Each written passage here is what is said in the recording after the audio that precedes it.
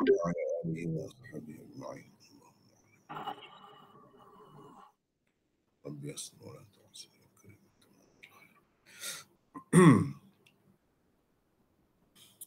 Ini nota kita ni adalah nota sambungan kepada nota sebelumnya. Nota 44. Sebelumnya nota 43. Nota 44 ni bermula dengan contoh kedua. Contoh pertama telah pun kita bincangkan sebelum ni. Semua ni, 3 contoh ni di bawah usul yang ke-65 ni usul ke-65.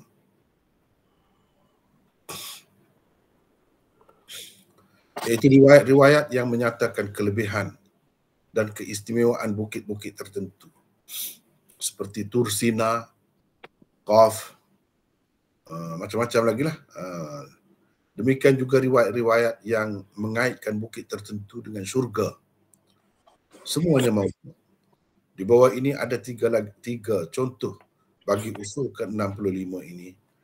Jadi ini sebagai nak mengingatkan kembali kepada pelajaran kita yang lepas. Jadi contoh pertama kita telah bincangkan sebelum ni.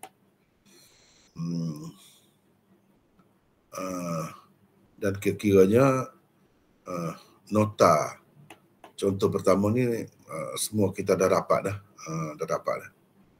Dapat kan? Kata dapat lagi? Kita dah dapat mana? Dapat dah? Dah. Dah. Ini contoh pertama, kita dah bincang dah. Jadi hari ni kita tidak nak bincang lagi contoh yang pertama ni. Kita akan sambung dengan contoh kedua pula. Sebab di bawah setiap usul itu saya akan kemukakan 3 contoh. Paling tidak 3 contoh. Mungkin kadang-kadang itu 4 contoh. Gitulah, sekitar itulah. Tidaklah banyak. Kita tidak ambil semua. Ambil sebahagian sebagai contoh. Jadi ini contoh kedua. Contoh keduanya begini Haddatsana Muhammad bin Himyar عن الوضين بن عطاء أن رسول الله صلى الله عليه وسلم قال جبل الخليل جبل مقدس وإن الفتنة لما ظهرت في بني إسرائيل أوحى الله تعالى إلى أنبيائهم أن يفروا بدينهم إلى جبل الخليل. Bermaksud Rasulullah sallallahu alaihi wasallam bersabda, maksudnya dikatakanlah, sebab ini bagi kita percaya tidak pun Rasulullah tidak bersabda pun, cuma dikatakan bersabda. Bukit Al-Khalil adalah sebuah bukit suci. Sesungguhnya bila berlaku fitnah di kalangan Bani Israel, Allah mewahyukan kepada para nabi mereka supaya lari membawa agama mereka ke Bukit Khalil.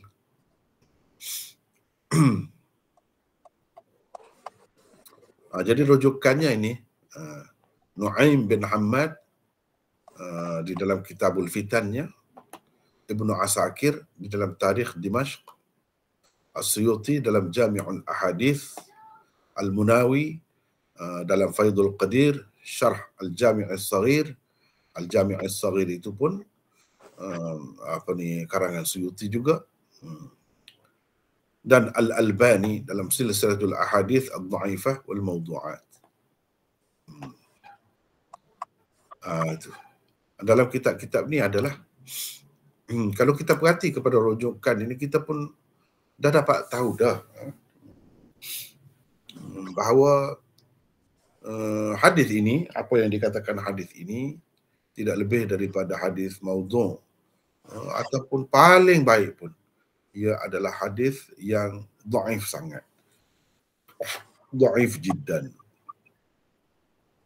Sebab apa, kitab-kitab ini pun kitab-kitab yang tidak masyhur, tidak masyhur. Atau kitab-kitab sejarah, kitab Tarikh Dimashq tu berpuluh jilid. Dalam tu ada macam-macam lah. Kalau Jami'ul Ahadith tu dia himpunan hadis-hadis, dia cuba kumpulkan dalam satu kitab. Segala macam hadis lah, ada yang dhaif, ada yang sahih, banyak juga yang maudhu'. Gitu. Jadi dalam kitab-kitab seperti itu sahaja ada riwayat ini. Baik, komentar. Contoh kedua di atas telah dikemukakan dengan isnad Nu'aim bin Hammad di dalam kitabnya Al-Fitan. Jadi ni sanad ni haddatsana Muhammad bin Himyar ni siapa kata? Nu'aim bin Hammad lah kata. Ini dengan sanad Nu'aim bin Hammad.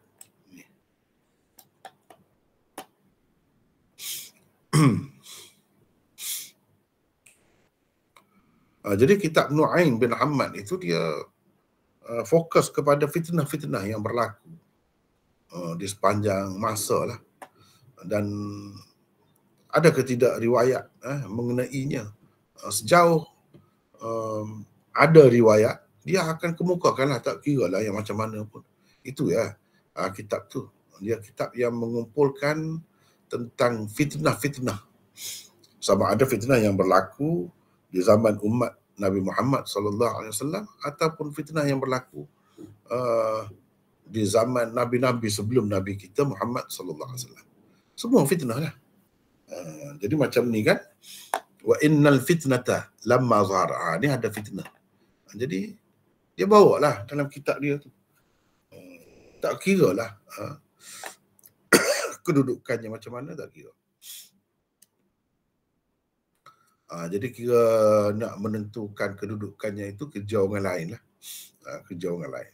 Kerja pengarang dia hanya mengumpulkan hadis-hadis berkenaan dengan fitnah sejauh yang ada, yang dia temui, yang dia ketahui. Jadi tidak ada jaminan juga yang dikemukakannya itu semuanya sahih, tidak. Dan cerita tentang fitnah ini ia satu bab besar dalam hadis-hadis.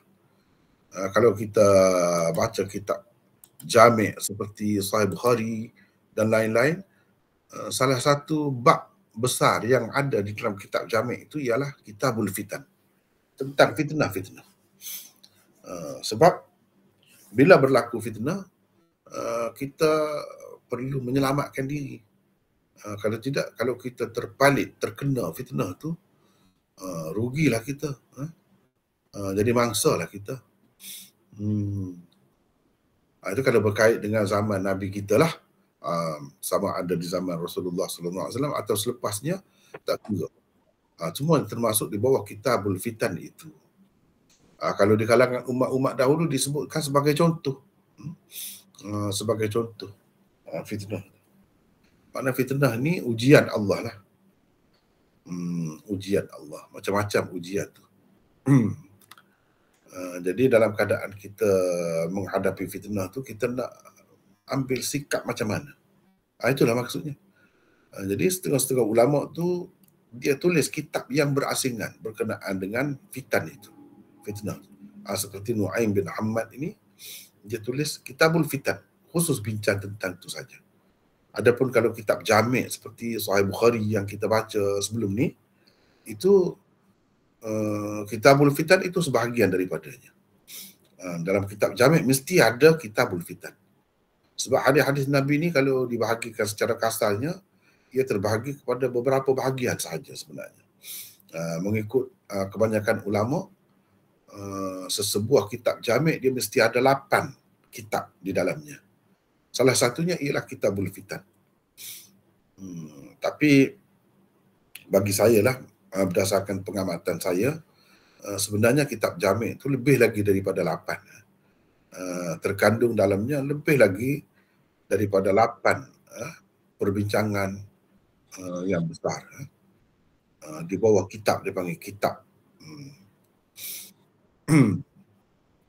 Kitabul Fitan, Kitabul Adab, Kitabul Ahkam, Kitabul Manaqib dan lain-lain lah. Jadi 8 sekurang-kurangnya. Tapi yang kita duduk tengok, misalnya Sahih Bukhari itu lebih lagi daripada 8 sebenarnya. Dan semuanya itu penting kepada kita sebagai panduan dan pedoman hidup. Nu'aim bin Hammad mengkhususkan perbincangan kitabnya dengan perbincangan tentang fitnah ataupun fitnah yang berlaku sepanjang zaman. Begitu ya.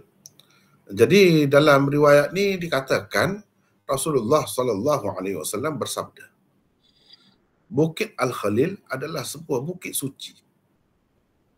Jadi ini benda besar ni. Jadi bila disebut sebuah bukit suci itu suci. Suci ni macam Baitul Muqaddas atau Baitul Maqdis. Itu ialah betul lah, itu kita terima. Bila ada riwayat yang sahih, diterima lah. Sebagai tempat yang suci, tanah suci, kita terima lah. Seperti Mekah, Madinah tu, terima. Tetapi bukan semua yang terdapat di dalam hadis bila dikatakan suci itu maksudnya memang begitu, memang sahih. Boleh kita yakin, boleh kita pegang begitu. Tak boleh. Sebab apa? Sebab hadis yang menyampaikannya itu mungkin tidak mencapai tahap sahih, ataupun hasan paling tidak, tak sampai ke peringkat itu. Seperti hadis inilah contohnya. Jadi kita tak boleh buat pegangan lah. Kalau semata-mata cerita, nak cerita untuk apa? Untuk kita percaya ke? Nak percaya, itulah masalahnya. Boleh ke percaya dengan hadis yang seperti ini? Berpandukan hadis yang seperti ini? Tak boleh lah jawabnya. Baik. Ini rujukannya, kemudian komentar. Terdapat 3 sebab kedhaifannya yang teruk. Kalau kita tengok riwayat Nu'aim bin Hammad itu, dalam Kitabul Fitannya itu ada 3 sebab yang menyebabkan ia dikira sebagai dhaif jiddan. Dhaif teruk lah. Yang pertamanya, ia hanya satu riwayat mursal. Satu riwayat mursal. Tidak diketahui Al-Wadhin ini meriwayatkan secara langsung daripada mana-mana sahabat Nabi SAW. Kalau kita tengok kitab-kitab rijal, tidak pun ada disebutkan dia ni meriwayatkan secara langsung daripada mana-mana sahabat Nabi SAW. Jadi bila satu riwayat itu perawi generasi tabi'in terus meriwayatkan daripada Nabi SAW tanpa menyebutkan nama sahabat, itu dipanggil hadis mursal.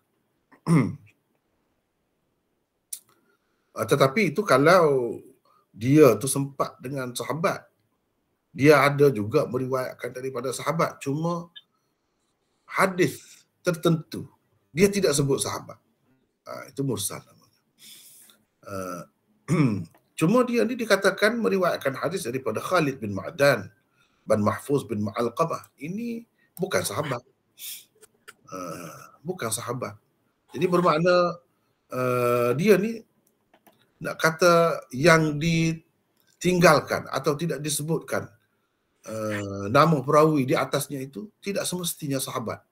Boleh jadi Khalid bin Ma'dan, boleh jadi Mahfuz bin Alqamah, dan boleh jadi orang lain.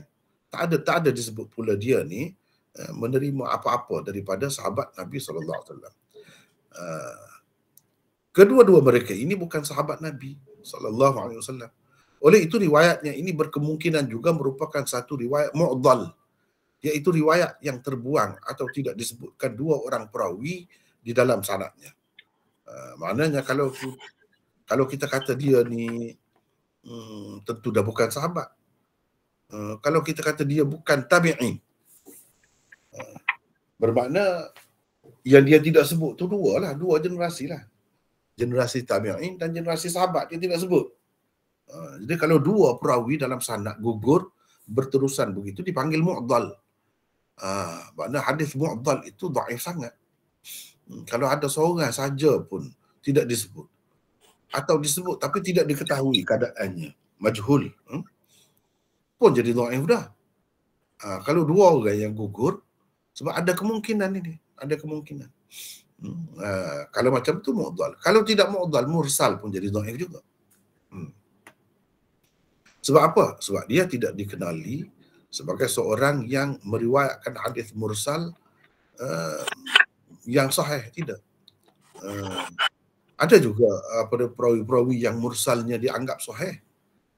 Sebab diketahui orang yang tidak disebutnya itu siapa-siapa diketahui. Adapun dia ni tidak begitu. Maka mursalnya itu menjadi dhaif, menjadi dhaif. Lepas tu tidak sepakat para ulama rijal tentang kethiqahannya. Lepas tu kedudukannya itu tidak disepakati pula ulama rijal. Tidak semua yang kata dia ni thiqah. Walaupun ada yang menthiqahkannya. Namun Ibnu Sa'ad, Al-Jawzajani, Ibnu Qani', Abu Hatim dan lain-lain mengatakan dia dhaif. Ramai juga yang kata dia dhaif. Dan semua ni yang disebut nama ni adalah tokoh-tokoh rijal hadis. Mereka kenal sangat perawi ni. Selain itu, dia juga berfahaman Qadariyah. Berfahaman Qadariyah ini dari segi dia ada unsur bid'ah lah. Bid'ah dari segi i'tiqadnya, akidahnya. Fahaman Qadariyah. Jadi banyak perkara lah yang menyebabkan hadis riwayatnya itu tidak diterima sebagai riwayat yang sahih. Bahkan riwayat yang dhaif. Ada akidah yang salah tu, yang menyeleweng itu pun sudah menjadi sebab kepada kedhaifan riwayat juga. Jadi Qadariyah ini satu cabang Mu'tazilah lah juga. Satu cabang Mu'tazilah. Di mana dia tidak percaya kepada takdir. Itulah pada dasarnya. Pada dasarnya begitulah. Tidak percaya kepada takdir. Jadi tidak percaya pada takdir ini besar masalahnya. Sebab itu rukun iman bagi kita. Al-Watin meninggal dunia pada tahun 149. Ini tersebut di dalam kitab ni. Ada kitab ni. Itu tentang Watin. Perawi ni, cuba tengok ni. Ni Watin bin Atta. Dia terus sebut Rasulullah SAW bersabda, padahal dia tak sempat pun dengan Rasulullah. Dia ambil daripada siapa dia cerita ni. Tak ada disebut. Jadi di antara dia dengan Rasulullah ni ada kemungkinan 2 orang yang digugurkan. Ada juga kemungkinan seorang. Kalau seorang jadi mursal. Kalau 2 jadi mu'adhal. Kalau mursal pun dhaif juga. Baik. Yang kedua, Muhammad bin Himyar, walaupun dikatakan thiqah oleh Duhaim dan Ibnu Ma'in, namun Abu Hatim mengatakan hadis-hadisnya boleh ditulis, tetapi dia tidak hujah. Mana tidak boleh dibuat hujah? Kalau dalam agama ni nak buat hujah, nak kita percaya memang tempat tu, Bukit Khalil itu memang tempat suci, itu dia mesti kena perawi yang hujah tu. Kalau macam tu, kalau perawi yang tidak hujah tak boleh pakai. Sebab itu dia jadi masuk dalam kepercayaan. Kalau tidak, untuk apa diceritakan? Sebagai apa? Dalam agama ni tak ada dongeng-dongeng gitu. Mestilah cerita tu untuk kita percayalah kira-kiranya. Sebab dia tak ada kaitan dengan amalan apa, tak ada kaitan dengan fadail amal ke apa ke, tak ada kaitan. Atau kalau kita kata berkait dengan amal jugalah. Amal pun kerana dipercayai dahulu ia tu sebagai tempat suci, barulah kita kata ada kelebihan. Mungkin kita buat ibadat situ, buat benda-benda sunat di situ. Jadi tak boleh. Hadis yang tahap ni tak boleh. Yang ketiga, pengarang kitab Al-Fitan itu sendiri, Nu'aim bin Hammad, adalah seorang perawi yang sangat dhaif. Dhaif jiddan. Sekumpulan ulama memang telah memujinya. Namun tokoh seperti An-Nasai dan lain-lain ulama rijal hadis pula mendhaifkannya. Antara tabiat buruknya ialah meriwayatkan hadis-hadis yang mungkar daripada perawi-perawi yang thiqat. Ini tabiat buruk dia. Dia meriwayatkan hadis-hadis yang mungkar. Hadis-hadis yang sebenarnya tidak kuatlah, yang bercanggah dengan hadis-hadis sahih. Tapi dia riwayat itu daripada perawi yang thiqah. Adakah perawi-perawi yang thiqat yang dipercaya ini akan meriwayatkan benda-benda seperti itu? Itu menimbulkan tanda tanya. Al-Azdi bahkan berkata Nu'aim termasuk dalam orang-orang yang mengada-ngadakan hadis untuk menguatkan as-sunnah. Dia boleh, mana reka hadis, mana termasuk dalam pereka hadis jugalah. Walaupun dengan maksud yang baik, nak menguatkan sunnah. Dia juga telah mengada-ngadakan banyak cerita palsu untuk memburuk-burukkan An-Nu'man, yakni Imam Abu Hanifah. Banyaklah cerita-cerita yang karut, yang tak berasas tentang Imam Abu Hanifah, keburukan Imam Abu Hanifah itu. Dialah yang meriwayatkannya. Semuanya adalah dusta. Jadi macam apa cerita ni duduk sebar benda-benda dusta ni? Orang macam ni boleh pegang ke riwayat dia? Dia tu sendiri, pengarang tu sendiri pun bermasalah. Nu'aim bin Hammad meninggal dunia pada tahun 228 Hijrah. Ini tersebut di dalam Mizanul I'tidal. Jadi begitulah keadaannya. Perawi-perawi ini cukup bermasalah. Terutamanya pengarang itu sendiri, Nu'aim bin Hammad itu sendiri. Dia boleh reka hadis, mengada-ngadakan hadis. Walaupun maksudnya untuk menguatkan sunnah, tak boleh macam tu. Nak reka hadis dengan apa maksud sekalipun. Dengan maksud, dengan niat baik. Macam mana pun tak boleh. Haram. Lepas tu, banyak pula cerita palsu untuk memburuk-burukkan Imam Abu Hanifah. Jadi ulama-ulama kadang-kadang sunnah ni, dia ambil saja begitu. Riwayat Nu'aim bin Hammad ni tanpa memeriksa, tanpa mengkaji, kerana Nu'aim ni kuat sunnah lah, nak ikut sunnah. Dia tak tengok dah dari sudut lain, setengah-setengah tu lah. Tapi kalau tengok semua sudut, okey lah, tak apalah. Jadi itu ceritanya. Baik. Yang seterusnya ni saya nak orang lain lah pula baca. Yang kedua. Siapa nak baca? Silakan. Silakan. Yang kedua ni pula. Komentar yang kedua. Silakan. Saya baca mana? Siapa ni? Syahizat. Syahizat, silakan. Nombor 2, Ibnu Asakir juga mengemukakan riwayat yang sama dengan sanad Nu'aim itu melalui saluran Ibrahim bin Nasih. Sedangkan Ibrahim bin Nasih hanyalah perawi matrukul hadis. Ibnu Mardawai di dalam tarikhnya telah menyebutkan Ibrahim banyak meriwayatkan hadis-hadis mungkar. Jadi sebab itu dia dihukum oleh ulama-ulama rijal hadis sebagai matrukul hadis. Mana hadis dia tak boleh diterima. Hadis dia perlu ditinggalkan. Sebab itulah. Maknanya semakin ada sanad yang lebih panjang, tidak lebih baik juga. Tidak lebih baik. Orang yang meriwayatkan hadis ini daripada Nu'aim bin Hammad dalam saluran riwayat Ibnu Asakir itu, seorang yang cukup bermasalah juga, matrukul hadis, iaitu Ibrahim bin Nasih. Teruskan lagi. Nombor 3, banyak perkara yang tidak jelas tersebut di dalam riwayat contoh kedua itu. Antaranya, pertama, tidak diketahui di manakah terletaknya Bukit Al-Khalil itu. Al-Amir As-San'ani di dalam At-Tanwir Syarah Al-Jami' As-Saghir mengatakan, aku tidak tahu di mana tempatnya. Aku juga tidak menemuinya di dalam Al-Qamus. Lihat Tanwir Syarah Al-Jami' As-Saghir. Jilid 5 muka surat 259.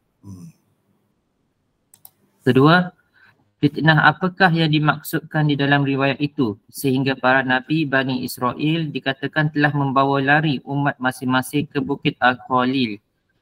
Fitnah yang berlaku di kalangan Bani Israel banyak, yang mana satu daripadanya dimaksudkan. Di zaman Nabi Musa AS lagi telah berlaku beberapa fitnah yang dahsyat. Namun tidak pernah tersebut pula Nabi Musa AS membawa lari umatnya ke bukit tersebut. Jadi banyak perkara ni. Yang pertamanya tidak diketahui dengan jelas. Tidak sepakat. Ada yang kata di Syria, ada yang kata di Lebanon, ada yang kata di Palestin, macam-macam lagi. Tapi nak kata dengan pasti, dengan jelas tak ada. Sehingga pensyarah kepada kitab Al-Jami' As-Saghir, Amir As-San'ani ini, At-Tanwir, di dalam syarah Jami' As-Saghir, dia pun kata dia tak tahu.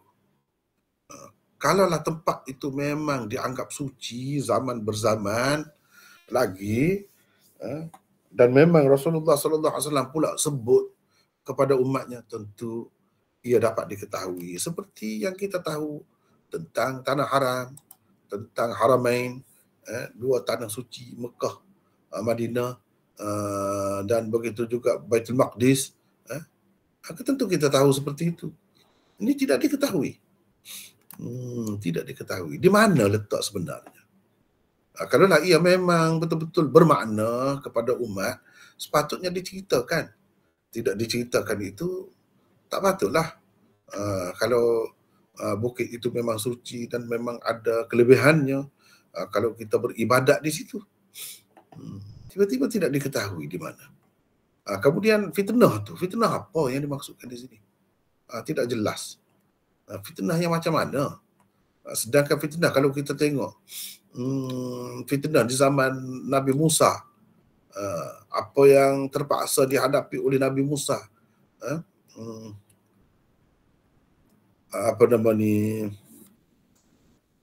dalam mendidik umatnya itu macam-macam lah, teruk-teruk lah, sampai minta nak tengok Tuhan. Minta nak tengok Tuhan. Kalau kamu tak dapat tunjukkan Tuhan secara jelas begini, kami tak mahu beriman. Sampai begitu. Macam-macam lagi fitnahnya. Jadi tak ada pula cerita Nabi Musa tu, Nabi Musa bawa lari ke situ. Adakah setiap fitnah yang dimaksudkan? Setiap fitnah? Fitnah apa? Ini tidak jelas. Jadi sehingga bila berlaku fitnah tu, Allah mewahyukan kepada nabi-nabi mereka. Ramai nabi ni supaya bawa lari pengikut itu untuk menyelamatkan agama mereka ke Bukit Khalil. Jadi Bukit Khalil ini seseolahnya sebagai penyelamat lah. Macam Nabi SAW kata Madinah tu. Akhirnya menjadi tempat perlindungan orang-orang yang beriman. Ada sebut itu. Dan jelas. Yang ni macam mana? Fitnah apa yang dimaksudkan sampai begitu sekali bawa lari itu?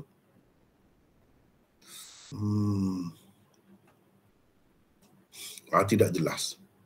Lepas tu Nabi Musa pun tidak pernah disebutkan sekali ke kerana mana-mana fitnah yang berlaku. Dia bawa lari. Dia sendiri lari dengan umat dia. Tak jelas. Bila tidak jelas, apa faedahnya dengan kemukakan riwayat seperti ini? Sekurang-kurangnya kita tahu fitnah yang macam mana, yang dahsyat tu sehingga Nabi-Nabi itu bertindak begitu. Ini kita tidak dapat tahu. Melalui riwayat yang lain pun tak ada dapat tahu. Kemudian bila berlaku begitu, dibawa lari. Ini Nabi-Nabi ni. Sedangkan seorang Nabi pun tidak disebut namanya. Itu masalahnya. Kalau kita tengok Nabi Musa banyak, tapi tidak pernah pula dilakukan begitu. Teruskan Syahizat.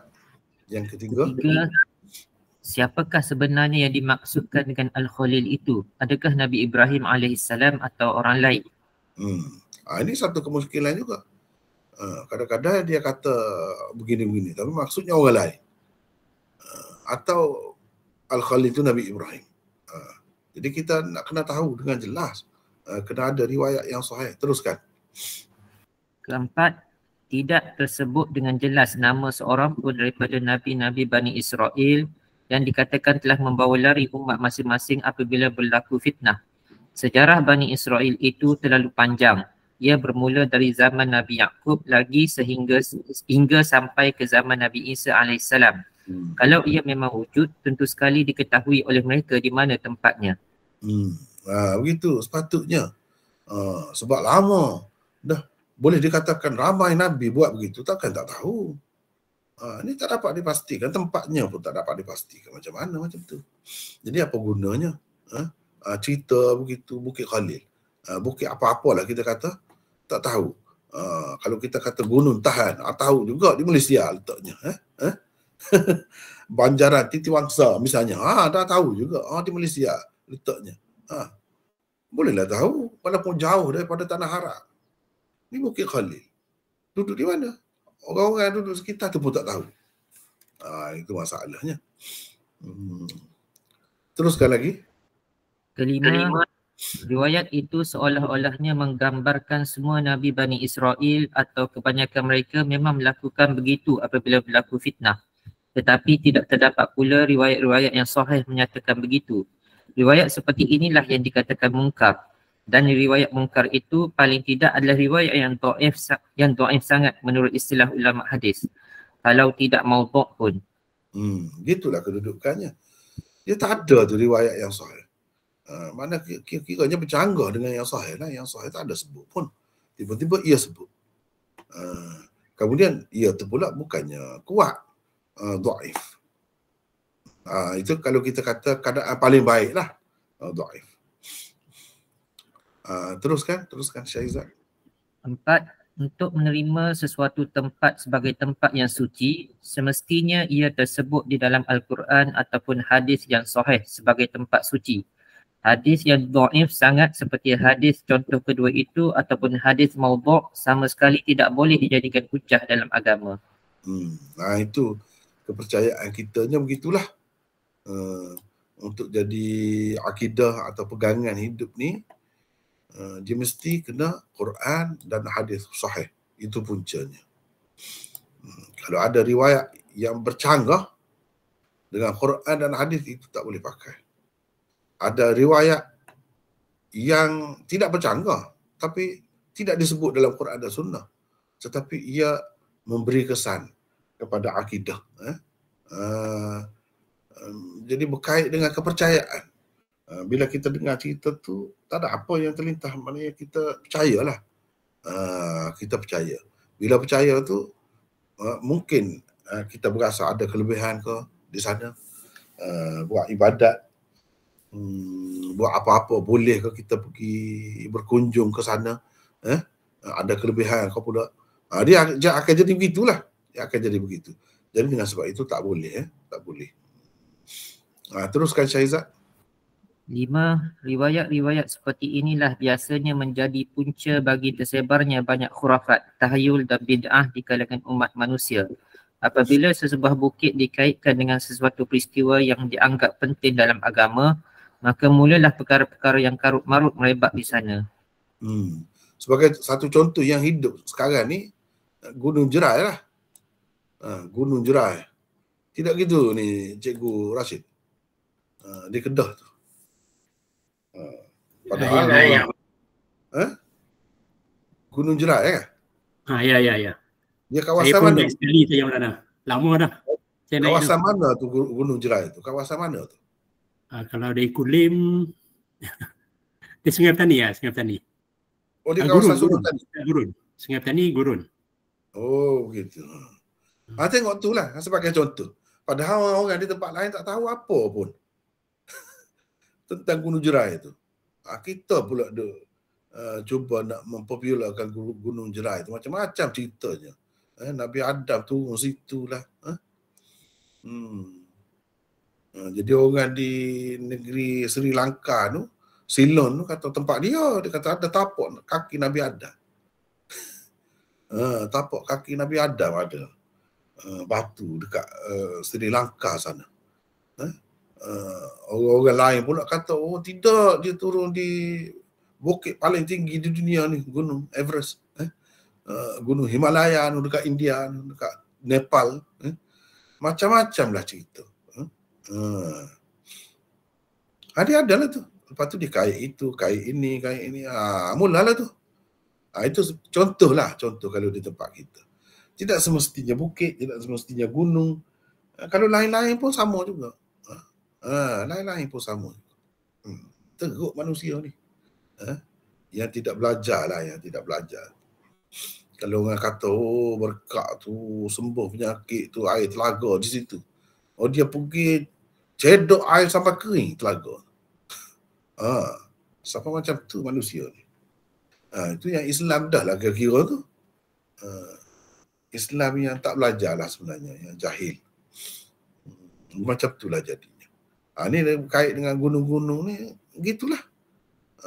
Sebab itu ada orang yang suka bertapa dekat gunung, kononnya dapat macam-macam lah. Orang nak ilmu macam-macam ilmu, pergi di gunung, pergi di bukit. Itulah benar je puncanya. Macam-macam cerita kan. Dia berkait dengan gunung, berkait dengan bukit ni. Jadi ini sebahagian daripada mungkin punca-puncanya lah. Jadi orang lain buat sendiri, macam Gunung Jerai itu tak pernah ada pun dalam riwayat mana-mana pun. Tapi sebab ada cerita-cerita tentang gunung, tentang bukit ni ada kelebihan. Bahkan seperti kita tengok dalam contoh pertama tu, dikatakan berasal dari syurga pula. Berpunca dari syurga, bukit-bukit tertentu tu. Jadi ialah bab akidah ni kalau dikatakan begitu, kalau sahih kita kena terima. Masalahnya kalau tidak sahih kita nak terima macam mana? Sedangkan sahihnya pun kita tengok tak ada nampak keistimewaan mana pun. Kering, kontam begitu, kosong, tidak ada apa. Kalau nak kata dari segi akal lah, dari segi logik, biasalah kita kata. Gunung tempat lain lebih sesuai lagi dengan syurga sebab subur. Syurga tu kan subur. Pokok-pokoknya banyak dan nyaman. Sesuai lagi bukit-bukit di tempat-tempat lain daripada tempat-tempat yang disebut tu. Kosong, kering kontang. Tiba-tiba dikaitkan dengan syurga. Macam mana tu? Jadi yang ada pun cerita-cerita macam ni dalam riwayat-riwayat yang mengaruh lah. Dalam riwayat-riwayat yang sahih tidak ada sama sekali. Kita dah bincangkan contoh yang pertama tu. Baik, ini contoh yang ketiga pula. Ni. Haddatsana Ali bin Mubarak qala haddatsana Ismail bin Abi Uwais qala haddatsani Katsir bin Abdullah al-Muzani an abihi an jaddihi qala ghazawna ma'a Rasulillah sallallahu alaihi wasallam awwal ghazwah ghazaha al-abwa حتى إذا كنا بالروحاء نزل بعرق الظبية فصلى ثم قال هل تدرون ما اسم هذا الجبل؟ فقالوا الله ورسوله أعلم. قال هذا حمد جبل من جبال الجنة اللهم بارك فيه وبارك لأهله فيه. فقال للروحاء هذه سجاسج واد من أودية الجنة لقد صلى في هذا المسجد قبلي 70 نبيا ولقد مر بها موسى عليه عباءتان قطوانيتان على ناقة ورقاء في 70,000 من بني إسرائيل حاجين البيت العتيق ولا تمر الساعة حتى يمر بها عيسى بن مريم عبد الله ورسوله حاجا أو معتمرا أو يجمع الله له ذلك. Ini saya nak orang lain lah baca pula. Contoh ni maksudnya. Silakan baca. Silakan. Siapa nak baca pula? Orang lain pula. Silakan. Siapa ni? Siapa? Arsyad. Arsyad. Baca. Silakan. Bermaksud Tafsir bin Abdullah Al-Muzani meriwayatkan daripada ayahnya, daripada datuknya. Kata datuknya, kami menyertai Rasulullah SAW dalam peperangan pertama yang dilancarkan oleh baginda, iaitu Al-Abwa. Apabila kami telah sampai di Rauha, baginda berhenti di Arqi Al-Zabiyah, lalu bersembahyang di situ. Kemudian bersabda, tahukah kamu apa nama ini? Mereka, yakni para sahabat, menjawab, Allah dan Rasulnya lebih mengetahui. Kata Rasulullah SAW, ini adalah Hamad, salah satu bukit syurga. Ya Allah, berkatilah bukit ini dan berkatilah penduduknya. Untuk Ar-Rawha, pula Nabi SAW bersabda, Allah. Tanah rata ini adalah salah satu lembah daripada lembah-lembah syurga. 70 orang Nabi sebelumku telah bersembahyang di masjid ini. Nabi Musa AS yakni juga telah lalu di sini. Dia memakai 2 jubah qatawani yang tidak berlengan sambil menaiki unta kelabu bersama-sama 70,000 orang dari kalangan Bani Israel. Mereka datang untuk mengerjakan haji di Baitul Atiq. Kiamat tidak akan berlaku selagi Isa bin Maryam, hamba Allah dan Rasulnya itu tidak lalu di sini untuk mengerjakan haji atau umrah, atau Allah akan mengumpulkan kedua-duanya untuk beliau, yakni Nabi Isa AS. Jadi itu terjemahan kepada teks contoh yang ketiga. Contoh yang ketiga. Jadi di mana terdapat hadis ini? Kalau kita perhatikan dalam rujukan ni, di dalam Mu'jam Kabir Tabarani, Ibnu Shabbah Tarikh Madinah, Al-Haythami dalam Majma'uz Zawaid.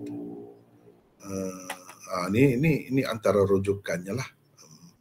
Mungkin kalau kita cari lagi akan ada lagi dalam kitab-kitab lain. Tapi sekadar ini pun rasa sudah cukup. Kemudian komentar. Boleh Arsyad sambung lagi? InsyaAllah boleh. Sambung silakan. Komentar 1. Contoh ketiga di atas adalah sanadnya adalah berdasarkan riwayat At-Tabarani di dalam Al-Mu'jam Al-Kabirnya. Berkata yang berada di dalam tanda kurungan perkataan yang berada di dalam tanda kurungan Hamad itu tidak ada, yakni gugur di dalam riwayat At-Tabarani edisi Maktabah Asy-Syamilah dan edisi Asy-Syamilah dan edisi katakan Maktabah Ibnu Taimiyah Qahirah, yakni di Mesir. Ia ditambah berdasarkan riwayat Ibnu Shabbah Al-Haythami, Ibnu Adi, As-Sayuti dan lain-lain di dalam kitab mereka masing-masing. Semua mereka mengaitkan hadis itu dengan riwayat At-Tabarani dan tambahan perkataan itu ada di dalam nukilan semua mereka. Dengan sanad yang sama juga Ibnu Shabbah meriwayatkannya di dalam kitabnya Tarikh Al-Madinah. Sekejap. Arsyad, sekejap. Kita tengok di sini. Hadha Hamad Jabalun min Jibalil Jannah. Kita ambil sini. Kita ambil sini, cuba kita tengok. Ini Syamilah. Ini maksud Maktabah Syamilah tu ini.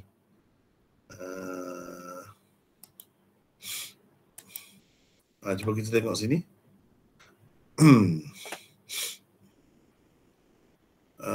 Kalau dalam matan hadis, kita cuba ambil matan hadis.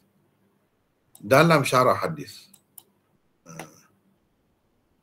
dan kutub takhrij, 3 dulu. 3 kumpulan apa nama ni? 3 bahagian lah, 3 bahagian. Baik, kita cari.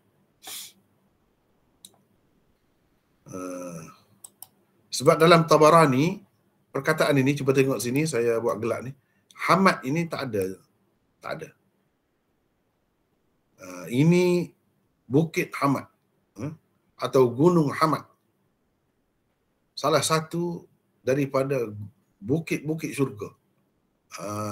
Bukit-bukit syurga. Jadi ini yang ni dalam bracket ni, dalam kurungan ini tak ada dalam riwayat Tabarani sendiri. Sedangkan orang-orang kemudian, pengkaji-pengkaji kemudian mengaitkan hadis ini dengan riwayatnya. Mereka kata ini riwayat Tabarani lah. Jadi kira-kiranya perkataan ini gugur lah. Dalam riwayat Tabarani itu tak ada tu sebab gugur. Biasalah kadang-kadang kitab ni dia terjatuh, kata terjatuh daripada penyalin itu. Penyalin tak tertulis di situ. Ataupun pencetak pun sama juga, gugur situ. Cuba kita perhati di sini. Ini Al-Mu'jamul Kabir. Cuba kita perhati ni. Hadza jabalun min jibal jannah. Tak ada hadza hamad. Di sini tak ada. Terus hadza jabalun min jibalil jannah. Ini adalah bukit, salah satu bukit syurga. Bukit apa? Tak ada sebut nama di sini. Tapi orang-orang yang mengaitkan dengan kitab Tabarani ni, mereka sebut ada itu. Ada itu. Seperti kita kata di sini yang menyebutkan begitu tak ada ni. Jadi Maktabah Syamilah ataupun Maktabah Ibn Taymiyah, kalau kita perhatikan cetakan Mesir ni tak ada. Jadi yang kita tambah tu berdasarkan riwayat Ibnu Syabbah. Al-Haythami dalam kitab dia Majma'uz Zawaid, Ibnu Adi dalam kitab dia Al-Kamil, As-Suyuti dan lain-lain dalam kitab mereka masing-masing, dalam tu ada sebut. Dan mereka katakan itu adalah riwayat Tabarani. Daripada situ kita dah maklum, kita dapat tahu bahawa perkataan itu telah gugur daripada kitab Tabarani yang asal. Daripada kitab Tabarani telah gugur. Maknanya mereka ni yang merujuk, yang kata ada dalam Tabarani ni, mereka pun tengok Tabarani juga. Cuma cetakan ataupun nuskhah yang mereka tengok tu memang ada perkataan itu. Kalau tidak ada, nescaya kita tidak akan tahu bukit tu bukit apa. Ialah paling dekatnya bukit dekat Rauha, dekat Arqiz Zabiyah tu lah. Kalau nak ada pun bukit dekat tu lah. Kalau tak sebut nama tu. Tapi kalau sebut nama tu lebih jelas lah. Sebenarnya ada sebut nama tu. Ada sebut nama tu. Misalnya dalam Kanzul Ummal. Ni cuba tengok ni. Jabalul Khalil, Jabalun Muqaddas. Nu'aim bin Hammad. Oh, ini bukan ini. Ini. Ini contoh yang kedua tadi. Ini contoh yang ketiga. Hal tadru nama ismu hadzal jabal? Kamu tahukah apa nama bukit ini? Hadza Hamad. Dia sebut. Lepas tu dia buat ni ringkas ni. Taba tu maksudnya Tabarani lah. Daripada Kathir bin Abdullah, daripada ayahnya, daripada datuknya. Ini contoh ketiga kita ni lah. Mereka sebut Tabarani. Dan ada sebut ni Hamad ni. Ni Hamad ni ada sebut. Dalam Tarikh Madinah, Ibnu Syabbah misalnya. Ni. Ini Hamad. Dia ada sebut. Dia pun ambil daripada Kathir bin Abdullah, daripada ayahnya, daripada datuknya juga. Mana kira-kiranya ada sebut Hamad ni. Hadza Hamad. Tapi dalam riwayat Tabarani, dalam cetakan yang ada sekarang ni, setakat yang tersebar ini, perkataan Hamad itu tidak ada di situ. Walau bagaimanapun perkataan Hamad itu ada dalam riwayat orang-orang lain. Dan kebanyakan mereka mengatakan itu daripada riwayat Tabarani. Riwayat Tabarani.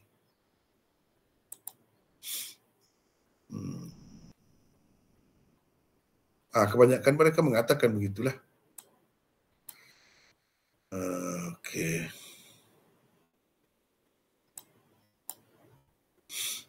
Ni dalam Jam'ul Jawami' misalnya. Ni. Hadza Hamad, ada Hamad ni. Dan dia sebut ini riwayat Tabarani daripada Kathir bin Abdullah. Maksudnya hadis yang kita baca itulah sebagai contoh yang ketiga tu. Al-Haythami pun kata ni dalam kitab dia Majma'uz Zawaid. Rawahu Tabarani min tariq Kathir bin Abdullah Al-Muzani wa huwa dha'if 'inda al-jumhur. Tirmizi mengatakan hadisnya hasan. Dan Ibnu Adi ada sebut juga. Dalam riwayat mereka semua tu ada sebut Hamad ini. Dan mereka kaitkannya dengan riwayat Tabarani. Gitu.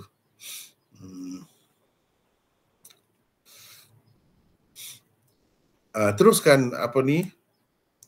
Arsyad, teruskan. Nombor 2. Nombor 2, riwayat ini juga berpunca daripada Kathir bin Abdullah perawi bagi riwayat contoh pertama di bawah usul ke-65 ini. Kedudukan Kathir pada pandangan ulama rijal hadis telah pun dikemukakan di sana. Secara ringkas dapatlah dikatakan riwayatnya di sisi mereka dihukum sebagai daif sangat kerana dia adalah seorang perawi yang sangat daif. Bahkan dia telah dikatakan juga sebagai pendusta.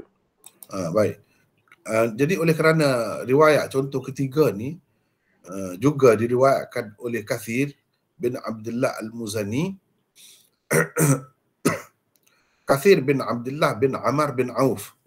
Jadi Amar bin Auf tu sahabat Nabi. Maknanya anak cucu sahabat Nabi lah juga kira-kiranya Kathir ni. Tapi bermasalah.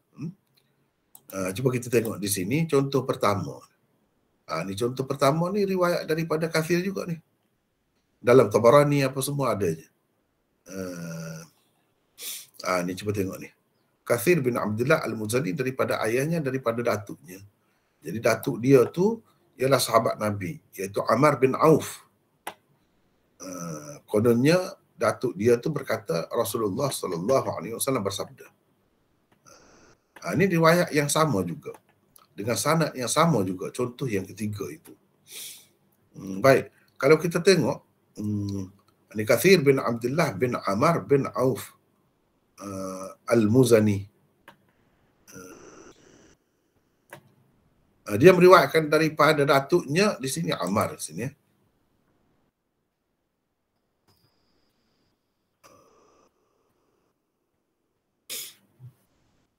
Ibnul Jauzi kata apa tentang setelah mengemukakannya ini? Ibnul Jauzi kata Kathir bin Abdullah adalah perawi munkarul hadis, langsung tidak berguna.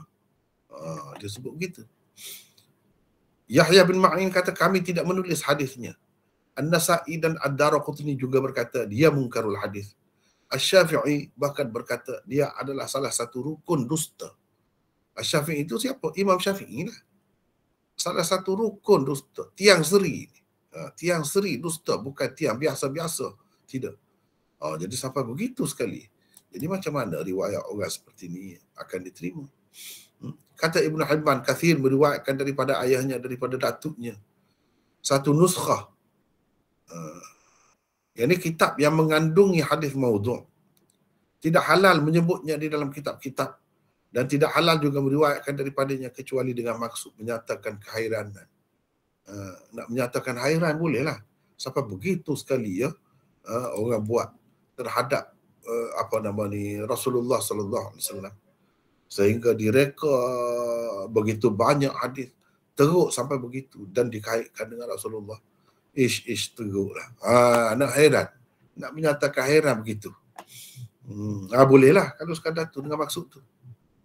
Tapi kalau dengan maksud nak ambil pengajaran tak boleh. Nak buat pegangan tak boleh. Ini cerita Kathir. Jadi kita tidak mahu cerita panjang dari sini sebab sudah sebut dah. Nak tengok tentang dia, tengok di situlah. Cuma dia ni seperti kita telah bincangkan di bawah contoh yang pertama, dia ni dipandang elok sedikit kerana Imam Tirmizi tu telah mensahihkan hadis dia. Setengah ulama kata menghasankan hadis dia. Jadi mana tidak teruk sangatlah. Sebab itu mereka nak terima. Tetapi akibat terima daripada orang yang seperti ni, sedangkan orang-orang lain, ulama-ulama besar-besar juga, hebat-hebat juga, telah menyebutkan tentang dia begitu teruk sekali. Kalau kita terima juga semata-mata kerana Imam Tirmizi menerimanya hadisnya dan mengatakan hadisnya hasan atau sahih, dan kita buang ke tepi semua pendapat orang-orang lain, itu bahaya tu. Pendapat Imam Tirmizi tentang dia tu dikritik boleh dikatakan ramailah kalau tidak semua pun. Orang yang datang kemudian kritik kenapa Imam Tirmizi kata begitu. Mereka heranlah dengan Tirmizi.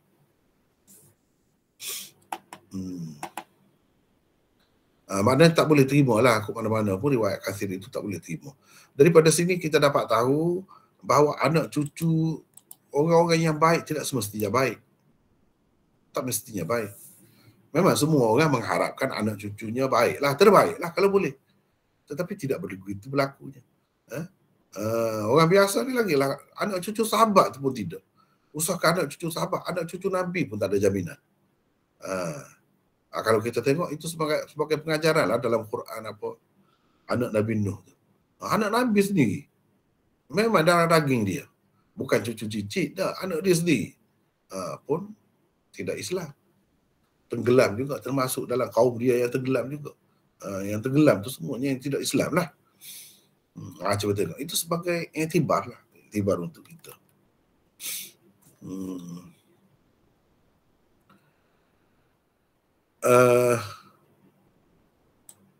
Ni yang ketiga. Kita tukar-tukar lah. Ganti-ganti ya. Orang lain siapa boleh baca? Silakan siapa nak baca? Ni yang ketiga pula. Ada yang nak baca? Saya baca malam. Siapa ni? Saleh. Saleh. Ya. Sila. Ketiga, dengan menerima Bukit Hamad sebagai bukit syurga, berarti ada lebih dari 4 bukit di dunia ini berasal dari syurga. Sedangkan riwayat contoh pertama telah pun menyebutkan 4 bukit sahaja dari syurga. Di situ sudah ada ittirab dan ketidaktetapan bilangan bukit syurga di dunia ini. Jika diambil kira beberapa riwayat maudhu' yang lain lagi, nescaya terdapat banyak lagi bukit di dunia ini yang dikaitkan dengan syurga. Mana satu daripadanya yang harus terima tidak dapat ditentukan. Itu keadaan. Itu orang panggil ada unsur ittirab. Ada ciri ittirab. Ini sebagai tanda kepada hadis itu bermasalah lah. Dan kedudukan hadis itu lebih kurang sama. Kalau ada yang kuat itu tidak ittirab. Kita pakai yang kuat sajalah. Utamakan yang kuat itu. Ni kedudukannya lebih kurang. Jadi kita tak tahu nak tarjihkan yang mana. Nak kata yang mana lebih tepat. Tapi kalau kita terima sama tarafnya, kedudukannya, dia akan jadi bertentangan lah. Itu makna tidak konsisten. Tidak tetap. Tidak mantap. Orang Indonesia selalu sebut mantap kan. Tidak mantap tu hadis. Jadi itu salah satu ciri hadis dhaif. Hadis maudhu' biasalah macam tu. Dia ada benda-benda macam tu. Tak tetap tu. Sekali sebut 4 saja bukit dalam dunia ni dari syurga. Dia kalau sebut ini jadi 5 lah. Lebih dah. Tu tak habis kira riwayat-riwayat yang lain lagi. Banyak lagi. Yang semuanya sebut daripada syurga. Apa cerita ni? Semuanya nak berikan kelebihan lah. Semua ni kalau zaman sekarang ni kan dia ada Kementerian Pelancongan.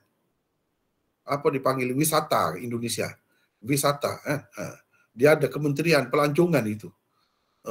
Jadi ada benda-benda macam ni menarik pelancong juga tu ke negara tu. Menarik pelancong juga. Kalau nak pergi tengok tapak kaki Nabi Adam.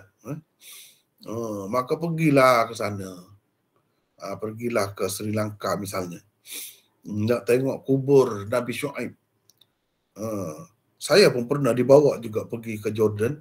Orang bawa pergi kubur Nabi Syuaib kononnya. Panjanglah kuburnya. Panjanglah, bukan biasa saiznya. Sedangkan orang-orang pada masa tu kalau mengikut sejarah tak adalah sepanjang itu. Biasalah. Biasalah. Macam sekarang ni lah juga. Panjang-panjang pun tidaklah ada sepanjang itu. Tu semua tu karut semualah. Tapi kita pergilah tengok juga. Jadi kan ada tempat tu kan. Kalau pelancong orang baru mari, dia bawa pergi situlah. Salah satu tempatnya, kononnya dikatakan gua inilah Ashabul Kahfi tu. Nampak tulang bersepoh dalam tu.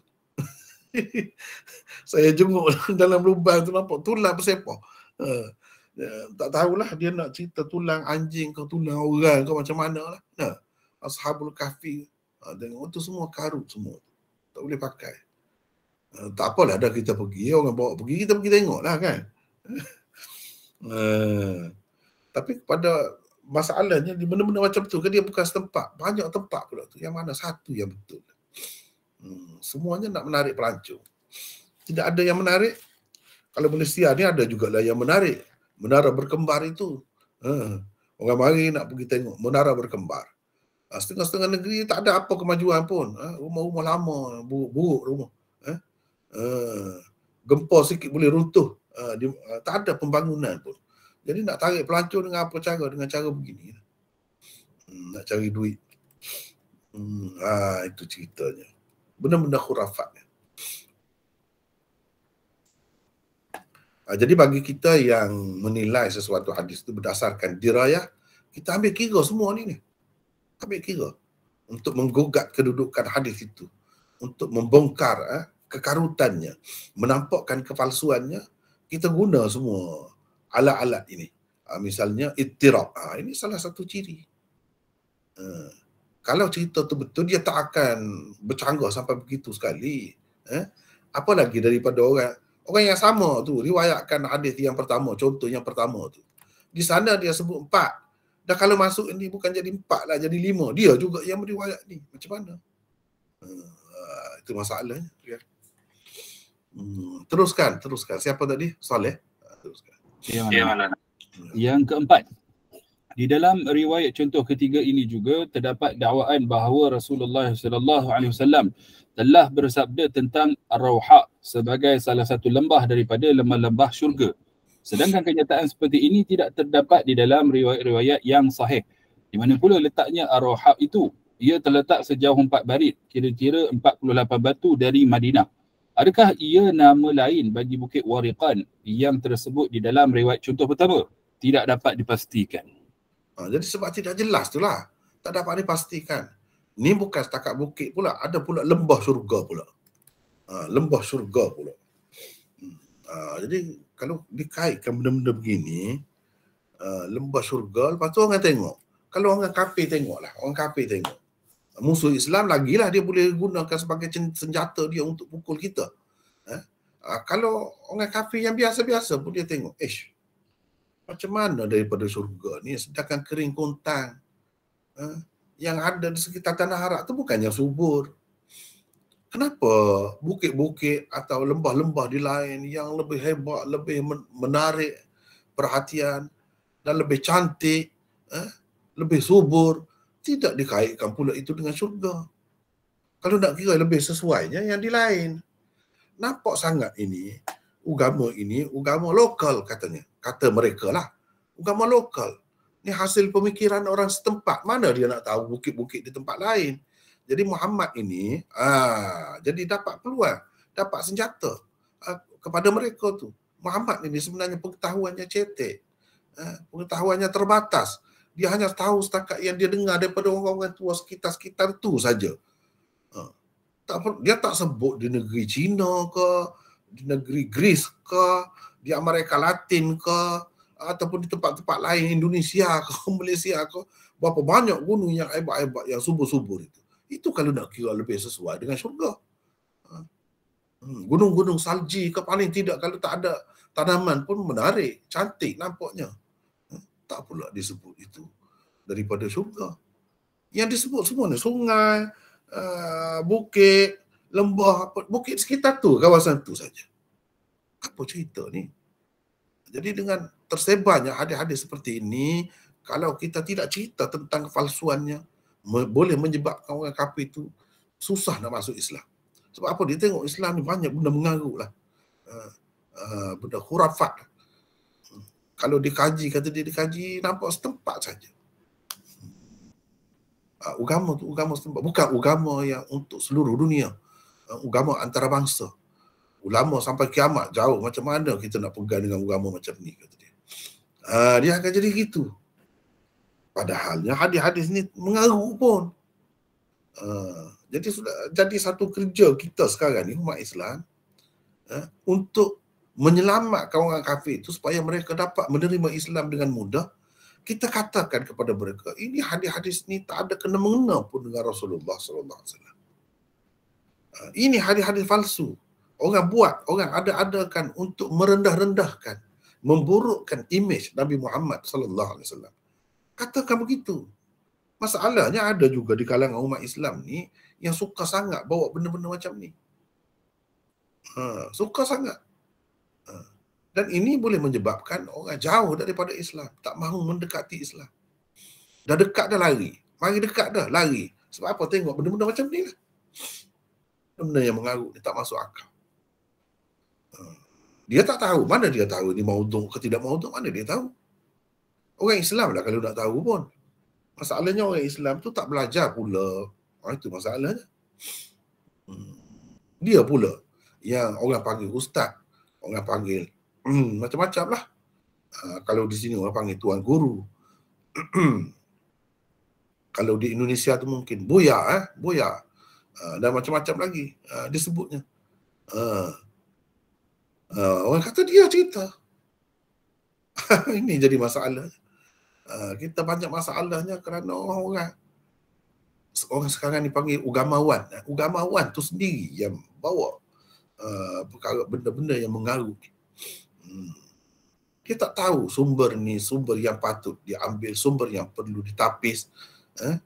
Memanglah sumber air yang kita minum sekarang ni rata-rata je umumnya orang minum air sungai yang keruh tu lah, tapi ditapis.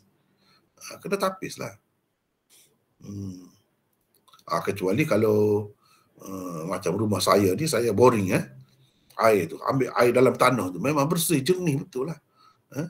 Lepas tu kita tapis lagi, itu pun tapis lagi, tapis lagi dengan penapis.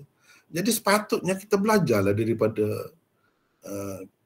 kenyataan hidup. Kita pun tak mahu minum yang keruh, yang keruh-keruh, yang tak menarik pada pandangan itu. Kita pun nak tapis, beberapa kali tapis.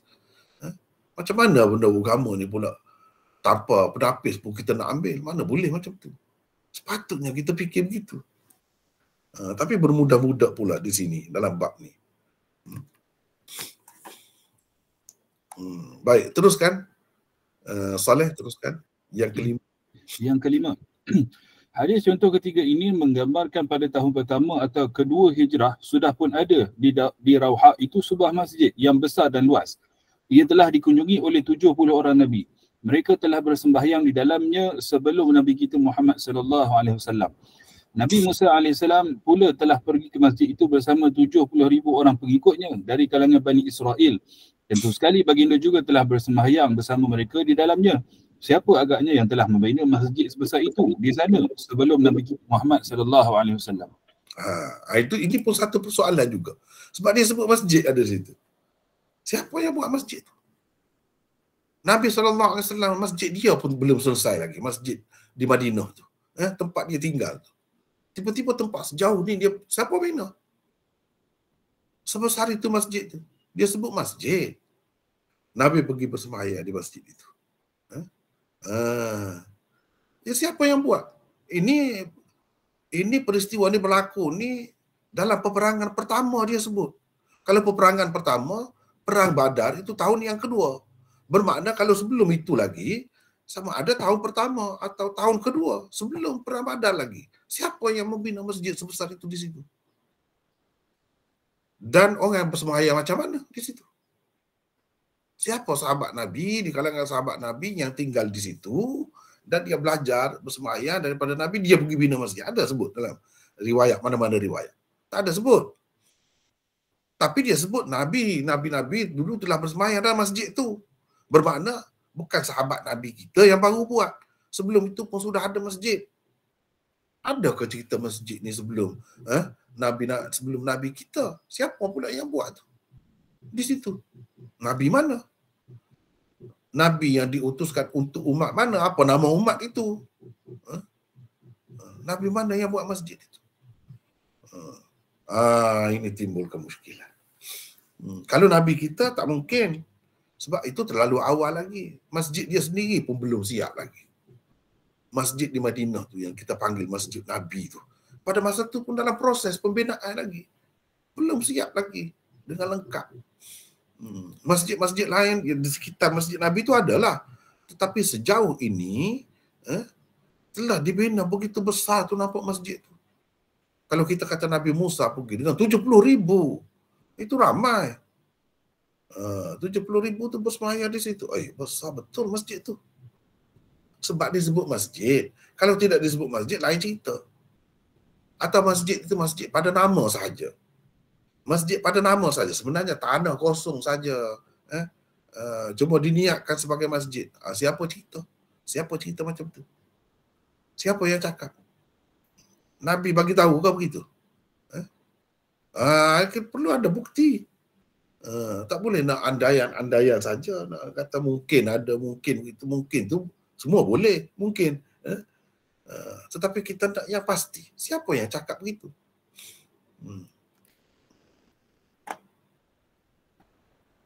Sebesar itu. Baik. Yang keenam, teruskan Saleh. Yang keenam, rangkaian pertama riwayat tidak menampakkan ada masjid di Rauha ataupun di Arqiz Zabiah. Di dalamnya hanya tersebut Nabi SAW bersembahyang di situ. Di dalam perenggan kedua, tiba-tiba tersebut 70 orang Nabi telah pun bersembahyang di dalam masjid ini sebelumku. Nampak sangat tidak ada kesinambungan di antara dua perenggan riwayat berkenaan. Cuba kita tengok kan? Cuba kita tengok ni hadis dia ni. Saya sengaja pisahkan terjemahan dia ni. Ni waqala lirauha. Ni sepatutnya gini, terpisah begitu. Tak apalah kalau yang asal tu begitu, dalam kitab asal tu begitu, tapi dalam terjemahan ni saya pisahkan. Untuk ar-rauha pula Nabi bersabda. Mana dua perenggan kalau kita perhatikan. Perenggan yang pertama ni tak ada sebut pun masjid. Perenggan yang pertama ni cuba kita perhatikan. Apabila kami sampai di Rauha, baginda berhenti di Arqiz Zabiah lalu bersembahyang. Maksudnya di situ lah. Tak ada sebut bersembahyang di masjid. Di dalam masjid di situ. Tak ada sebut. Lalu Nabi bersembahyang. Jadi kalau Nabi bersembahyang dalam perjalanannya biasalah. Di tanah lapang apa biasalah macam tu. Kemudian bersabda, tahukah kamu apa nama bukit ini? Yang dia tanya nama bukit. Bukan dia tanya apa nama masjid ini. Mana? Tak ada sebut masjid di sini. Mereka berkata, menjawab Allah dan Rasulnya lebih mengetahui. Kata Rasulullah, inilah Hamad, salah satu bukit syurga. Jadi yang dia cerita ni tentang syurga, bukan masjid itu. Dia bersembahyang tadi, dia kata sembahyang di situ, sembahyang. Nabi bersembahyang. Kira-kiranya di situlah, tapi tidak disebut masjid. Tapi bila sebut di sini, tiba-tiba ada masjid pula. Tiba-tiba ada masjid. 70 orang Nabi sebelumku telah bersembahyang di masjid ini. Jadi yang Nabi sembahyang tadi di mana? Tidak di masjid ini ke? Masjid mana pula? Tadi tidak masjid, ini baru masjid. Sedangkan tempat yang sama. Kalau tadi kenapa tidak sembahyang dalam masjid ni? Kenapa dia tidak tanya nama masjid ni masjid apa? Kamu tahu ke? Seolah-olahnya sahabat-sahabat tu semua tahu dah masjid tu, tak payah tanya dah. Memang dibina baru di zaman Nabi, sebab itu mereka tahu. Sedangkan 70 orang Nabi sebelumku telah bersembahyang di masjid ini. Mana masjid tu lama dah. Ini antara benda yang kita kena perhatikan. Bila kita nak menilai hadis berdasarkan dirayah, begitu caranya. Kita kena tengok. Kalau hadis tu kita boleh bagi kepada berapa? Ada berapa perenggan? Dua, kita boleh bagi kepada dua. Dalam perenggan yang pertama, cerita tempat itu juga tak ada sebut masjid.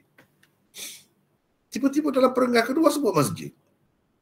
Dan masjid itu kita dapat faham telah dibina lama dah sebelum tu. Ini tak sesuai apa tu. Tak sesuai. Tidak ada kesinambungan di antara dua perenggan riwayat itu. Itulah antara masalah ataupun kemusykilan yang timbul berkenaan dengan contoh ketiga ini. Mungkin kalau kita perhatikan lagi, kita renungi lagi, kita boleh keluarkan banyak lagi kemusykilan terhadapnya. Boleh diragui banyak lagi. Tapi sekadar ini pun sudah cukup untuk kita menilai sesuatu hadis itu. Selain daripada menilainya dari sudut sanad dia, riwayatnya, kita juga tengok dari sudut dirayah. Dan kenapa? Kerana dirayah itu akal yang Allah SWT bagi kepada kita tu untuk menilai benda-benda beginilah. Supaya kita tidak terpedaya.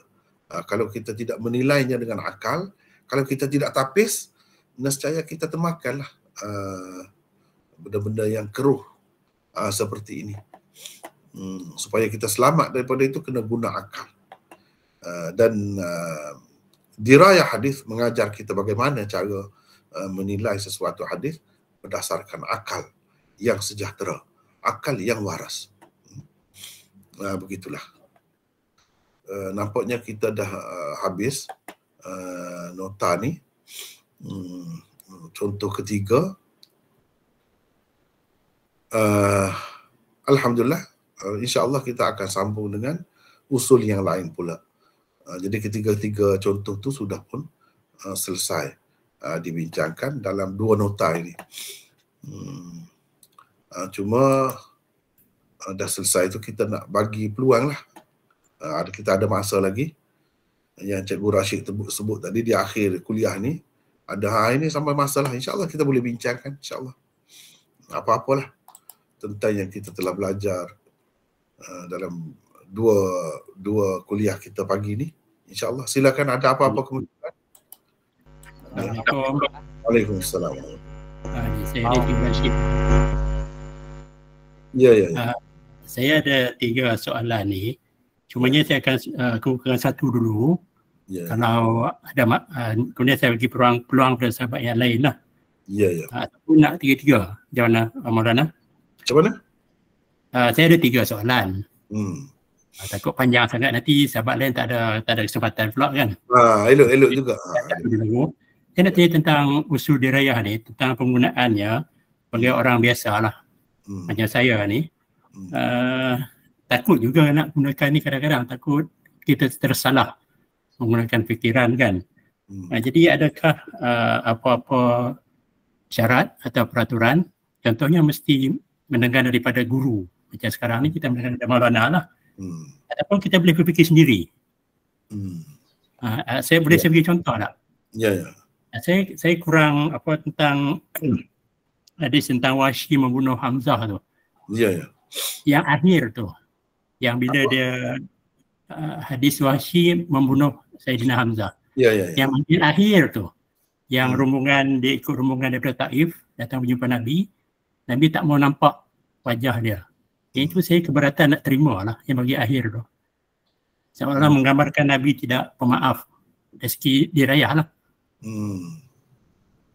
Jadi apa syaratnya kita gunakan usul dirayah ni? Ya. Dia begini. Setengah-setengah tu memang kita boleh fikir. Orang biasa pun boleh fikir. Boleh tahu, boleh nampak dah karut benda ni. Sekurang-kurangnya menimbulkan keraguan kepada dia lah. Itu satu. Yang kedua, bagi saya, salah satu keistimewaan kita belajar usul dirayah ni, bagi orang awam lah maksud saya, bagi orang awam, banyak dah daripada usul ni kan, bila kita belajar kita dah dapat kesimpulan. Misalnya, usul ke-65. Mana-mana hadis yang bercerita tentang kelebihan bukit, keistimewaan bukit tertentu. Apalagi yang dikaitkan dengan syurga pula. Tidak ada satu pun yang sahih. Pegang itu lah. Mudah saja. Itu kan mudah tu. Memanglah kalau nak kaji satu-satu, ambil masa. Tapi kalau kita dah belajar, secara kasarnya kita dah dapat ambil tu pengajaran dia. Kalau benda macam ni, tak ada satu pun hadis. Ingat itu saja. Misalnya, kalau hadis yang dimulakan dengan sabda Nabi seru Ali, wahai Ali, kamu kena begini. Misalnya. Tak ada yang sahih, kecuali satu saja. Ingat itu. Mudah, yang lain tidak sahih lah. Itu yang mudahnya. Itu yang kedua. Yang ketiga, memang betul. Ada setengah-setengah tu kita rasa tak munasabah. Tapi ia benar. Ini. Sebab itu orang yang pakai kaedah dirayah ni, dia tengok juga hadis itu sahih ke tidak. Kalau sahih, kena terima lah. Kena takwil lah. Macam kita telah takwilkan pada contoh yang pertama sebelum ni kan, kita dah bincang panjang tentang sungai-sungai itu dari syurga tu apa maksudnya. sahih itu. Kalau sahih kita kena takwil. Begitu juga dengan Wahsy itu, Nabi SAW tidak tegur dia. Memang kita rasa tak pernah sabar dengan sifat Nabi SAW yang pemaaf, penyantun dan sebagainya. Tapi itu sahih. Kita terima. Kita kena tengok hikmat dari sudut lain pula. Itu kena terima. Sebab itu susah juga. Tidak semua kita boleh. Bila akal kita kata tak pernah sabar, kita kena tolak tu. Jangan begitu. Dia ada pula syarat-syaratnya. Antaranya kalau hadis itu sahih, kena cermat. Caranya, kalau ada hadis sahih seperti itu, macam kita dah bincang dalam contoh yang pertama, takwil. Kita kena takwil. Kalau boleh takwil. Kalau tak boleh takwil juga, baru kita ketepikan. Letak di tepi. Jangan pakai itu. Pakai yang sahih, yang biasa. Kalau selagi boleh takwil, misalnya dalam kes Wahsy itu, kita kena tengok dari sudut ini. Kita kena tengok dari sudut, bukan tengok Nabi saja, tengok pengikut Nabi. Iaitu Wahsy itu. Setelah Nabi SAW kata begitu, adakah dia murtad? Dia meninggalkan agama Islam? Tidak. Kita kena tengok dari sudut itu.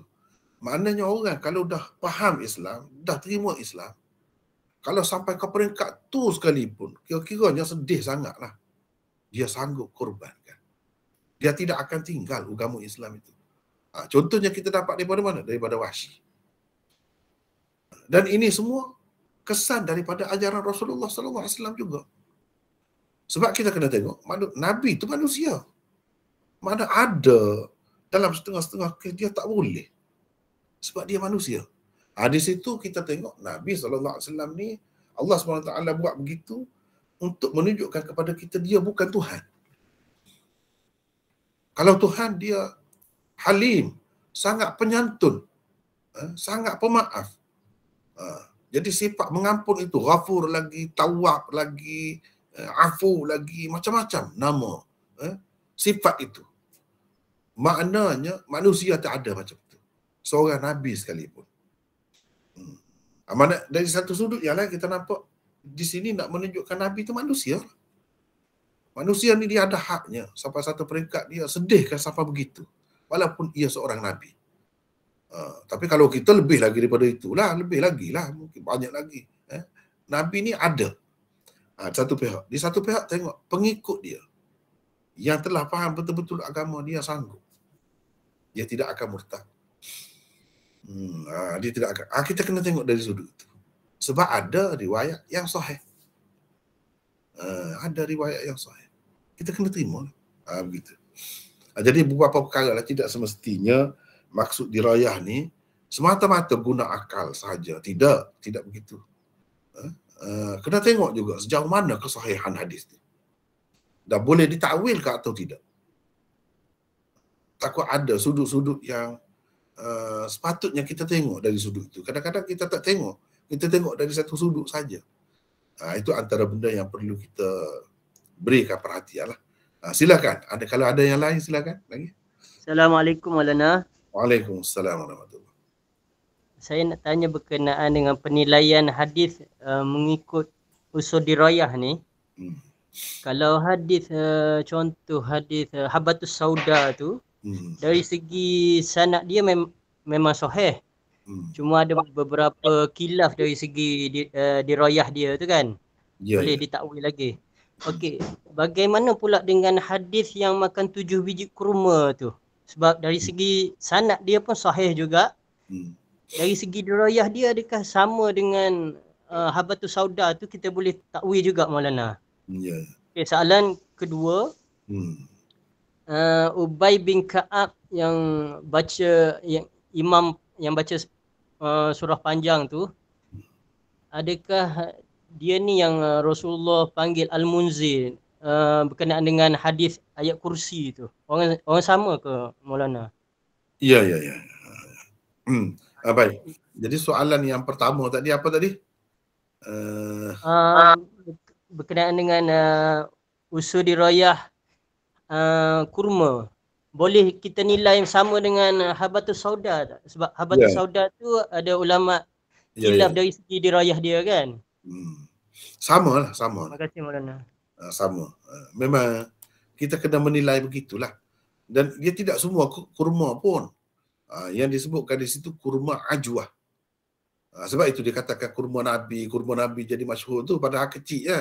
Bukannya istimewa sangat dari segi zahir. Tapi kenapa jadi mahal? Dikatakan kurma Nabi. Apa maksud kurma Nabi itu? Nabi tanam ke? Orang lain tak ada tanam ke? Sebelum itu belum dikenali lagi ke? Dah. Tak ada kaitan tu semua. Ini semua orang meniaga. Cerita orang meniaga semua ni. Maulana. Ya.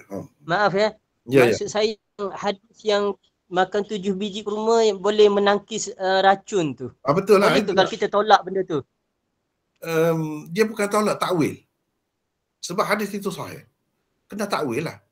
Ramai ulama mentakwilkan, mengatakan itu di zaman Nabi saja yang Nabi sebut itu. Bukan setiap masa.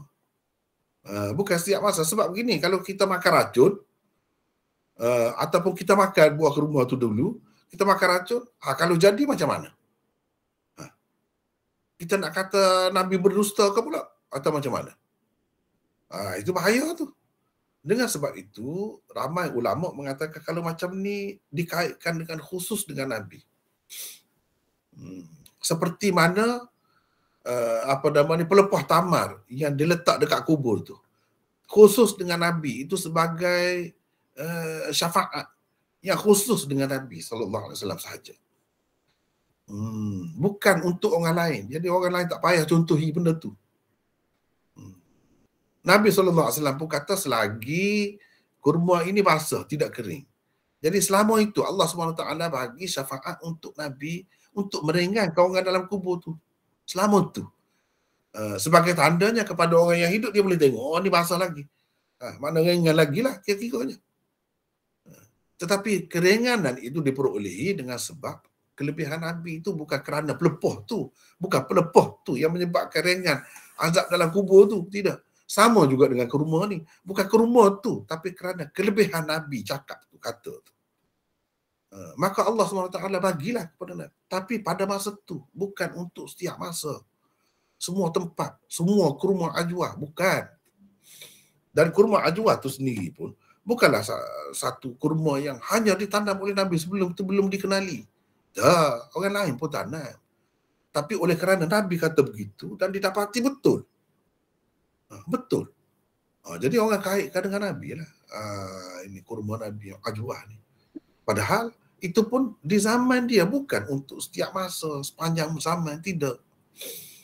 Kalau zaman lain, ambil penawar lain lah. Yang pentingnya nak cerita penawar. Apa-apa racun pun kalau ada penawar dia boleh hilang. Tidak semesti buah kurma Nabi itu saja. Kita pergi di hospital kan, doktor bagi penawar, boleh hilang juga. Bisa ataupun racun bagi binatang-binatang yang berbisa. Yang pentingnya nak ceritanya ada penawar. Kadang-kadang penawar itu muncul kerana keberkatan atau mukjizat seorang Nabi. Kadang-kadang Allah SWT nak bagilah sebagai keramat untuk seseorang untuk seketika. Dia boleh berlaku begitu. Kita kena takwil begitu. Jangan pakai untuk semua. Setiap masa. Dan racun tu pula, semua racun pula. Jangan begitu. Itu bahaya. Jadi kita kena pakai macam kurma tadi. Pelepah kurma tadi. Jangan kita anggap pelepah tu sendiri yang meringankan azab orang dalam kubur tu. Tidak. Jangan anggap begitu. Kerana Nabi yang letak. Kerana syafaat Nabi, Allah SWT bagi kepada dia sebagai suatu keistimewaan pada ketika itu. Dan untuk menampakkan kepada orang ramai, bagi tahu kepada orang ramai, ada jangka masa dia tu, dia selagi tidak kering. Malam yai basah. Selagi tidak kering. Bila kering itu mana habislah. Syafaat Nabi itu pun setakat itu je Allah SWT bagi. Bukan kerana pelepah tu. Bukan kerana anak batu ke apa-apa ke. Tak ada. Kerana khususiah, kelebihan Nabi SAW. Di sini kurma ni pun begitu juga. Itu saja. Itu takwilan yang terbaik sebenarnya. Kena pakai begitu. Kalau tidak, erdi. Ya Maulana. Kalau tidak, orang kafir katakanlah mari. Dia ada doktor siap, doktor siap. Dia pun kata, awak kata ini buah kurma ini boleh jadi penawar kepada racun. Sekarang ni saya nak minum racun. Ya, Dia saya pun, baru nak tanya Maulana pasal pasal ni macam mana. Boleh ke kalau contoh saya tolak benda tu, saya tak yakin dengan benda tu, adakah saya berdosa Maulana? tidak berdosa. Kita kena takwil, memang kena takwil pun itu yang betul. Katakanlah kalau kita pakai ikut zahir dia. Dia pun minum makan racun depan kita. Lepas tu dia makan buah kurma, mati juga. Macam mana nak buat? Betul. Apa akibat dia? Itu benda aja. Kita kena jaga juga. Dalam keadaan dah tengok dah ni, apa nama ni? Banyak dah kisah-kisah di zaman Nabi ni khususiyah dengan Nabi, khusus dengan Nabi. Kalau Imam Malik banyak dia kaitkan dengan ini, termasuk dalam mujizat Nabi, khususiyah Nabi. Dia kaitkan dengan itu. Itu lebih selamat sebenarnya. Lagi yang kedua tadi apa tadi? Adakah Ubay bin Ka'ab ni orang yang sama yang Rasulullah panggil Al-Munzir dalam hadis kursi? Betul, orang yang sama. Lepas tu Maulana nak tanya, berapa panjang ayat Ubay bin Ka'ab baca tu masa solat subuh? Oh, panjang dia baca surah Baqarah. Sampai habis ke? Habislah kira-kira. Panjanglah. Jadi surah Baqarah tu kan terpanjang. Jadi yang baca yang macam itulah, surah-surah yang panjang macam itulah. Maksudnya sampai cerah lah Maulana? Hampir-hampir lah kira-kiranya. Okey. Sebab gini, ada pula hadis tu kan. Hadis yang disebutkan asfiru bil fajri fa innahu a'zamu lil ajri. Sembahyanglah kamu pada ketika subuh tu, pada ketika cerah tanah. Kalau orang Malaysia ni kata cerah tanah. Maksudnya sudah agak cerah lah, tapi matahari tak naik lagi. Sudah nampak dah tanah tu. Sampai ke peringkat tu. Jadi kalau orang sembahyang daripada awal dia baca panjang, dia akan sampai ke situ. Sebab apa? Nabi kata itu lebih membesarkan, dapat pahala lebih besar lagi. Jadi orang yang mengamalkan kedua-dua hadis Nabi, sembahyang di awal waktu dan juga sembahyang pada waktu isfar, dia kata baca panjang lah. Bila baca panjang, dia akan sampailah kepada waktu isfar itu. Maknanya ada kelebihan juga baca panjang itu. Tetapi kalau sampai mengganggu makmum, menyusahkan, itu tak boleh juga. Itu tidak dibenarkan juga. Tengok keadaan lah. Nabi SAW sendiri pun ada baca juga macam tu. Tapi kalau Nabi SAW, kira-kiranya sahabat yang baca begitu, dia ikut Nabi lah. Kira-kiranya dia bukan mana-mana juga. Dia ikut Nabi lah. Cumanya tak kena cara, tak kena letak.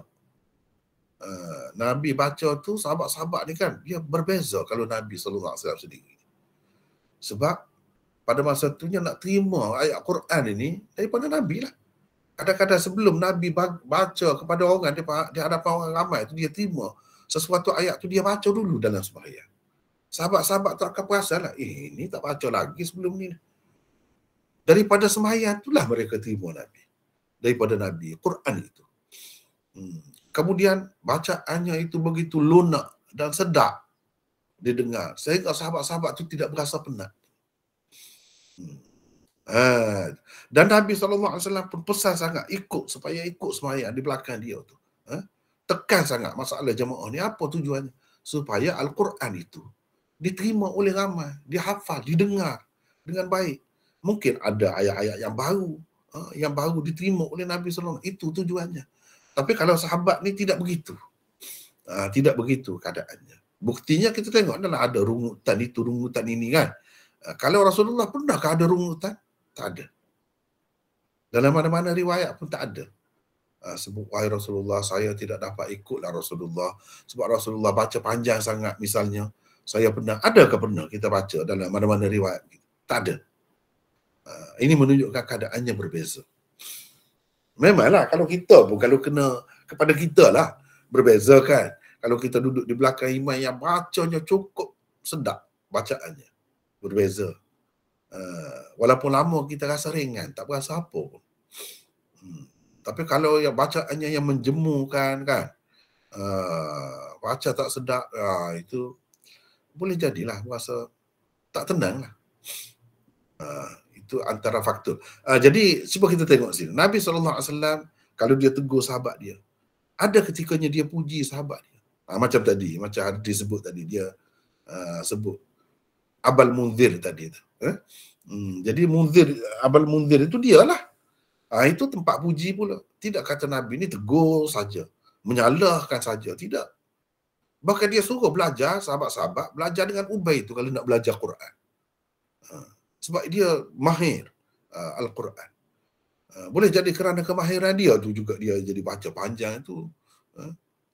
Sebab Nabi SAW kata dia belajar dengan dia. Dengan maksud itulah juga maksud.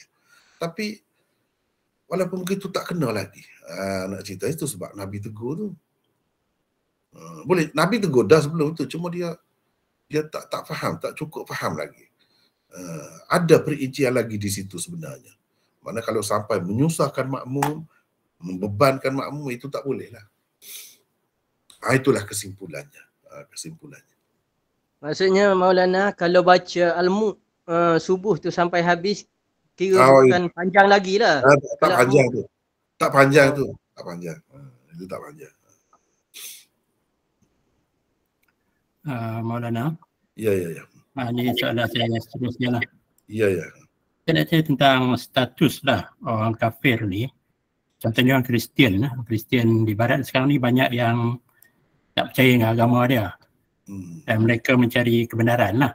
Ya. Dalam proses mencari kebenaran tu, katalah dia terdengar terdepan dengan hadis palsu ni. Hadis yang tak munasabah tu lah. Dan kerana itu dia menolak Islam. Dalam keadaan tu dia meninggal. Mati. Jadi ada tak ulama ataupun hadis Nabi yang menerangkan tentang status orang seperti ini, ataupun tak perlu bincang lah, kita tak tahu apa-apa pun tentang hal ni? Macam mana? Ada sebenarnya. Saya sudah, kalau tak silap saya tak ingat betul lah. Adakah dalam kelas kita ni saya telah sebut itu ataupun dalam kelas lain, saya tak begitu ingat. Saya dah sebut dah dulu dan saya telah baca dah buku Al-Islam, Aqidah wa Syariah. Itu sangat menarik bagi saya dalam menyelesaikan kemuskilan yang cikgu sebut tadi. Syekh Mahmud Shaltut ini dia kalau di kalangan ulama-ulama Al-Azhar, dia Syekhul Azhar, disebut sebagai Syekhul Akbar. Dia sebut dalam kitab dia tu orang kafir ni banyak bahagian dia. Yang dimaksudkan dalam Quran kata kekal dalam neraka itu semua ini. Itu bukan semua kafir kata dia. Dia ada pembahagian pula. Dia ada yang kafir dunia akhirat, ada yang kafir akhirat, dunia tidak kafir, ada yang dunia kafir tapi akhirat tidak kafir, macam-macam lagi pembahagian dia. Bagi dia, kalau cikgu nak insya-Allah satu hari nanti, hari ni pun boleh tapi takut tak sempat nak cari tu kan. Sebab saya boleh kemukakan buku tu, boleh baca dengan jelas. Dia sebut itu tidak termasuk dalam kafir yang Allah SWT kata kekal dalam neraka. Sebab tidak cukup hujah lagi. Tidak cukup hujah lagi. Termasuk tidak cukup hujah ni Islam yang sampai kepadanya Islam yang mengelirukan. Dia jadi keliru.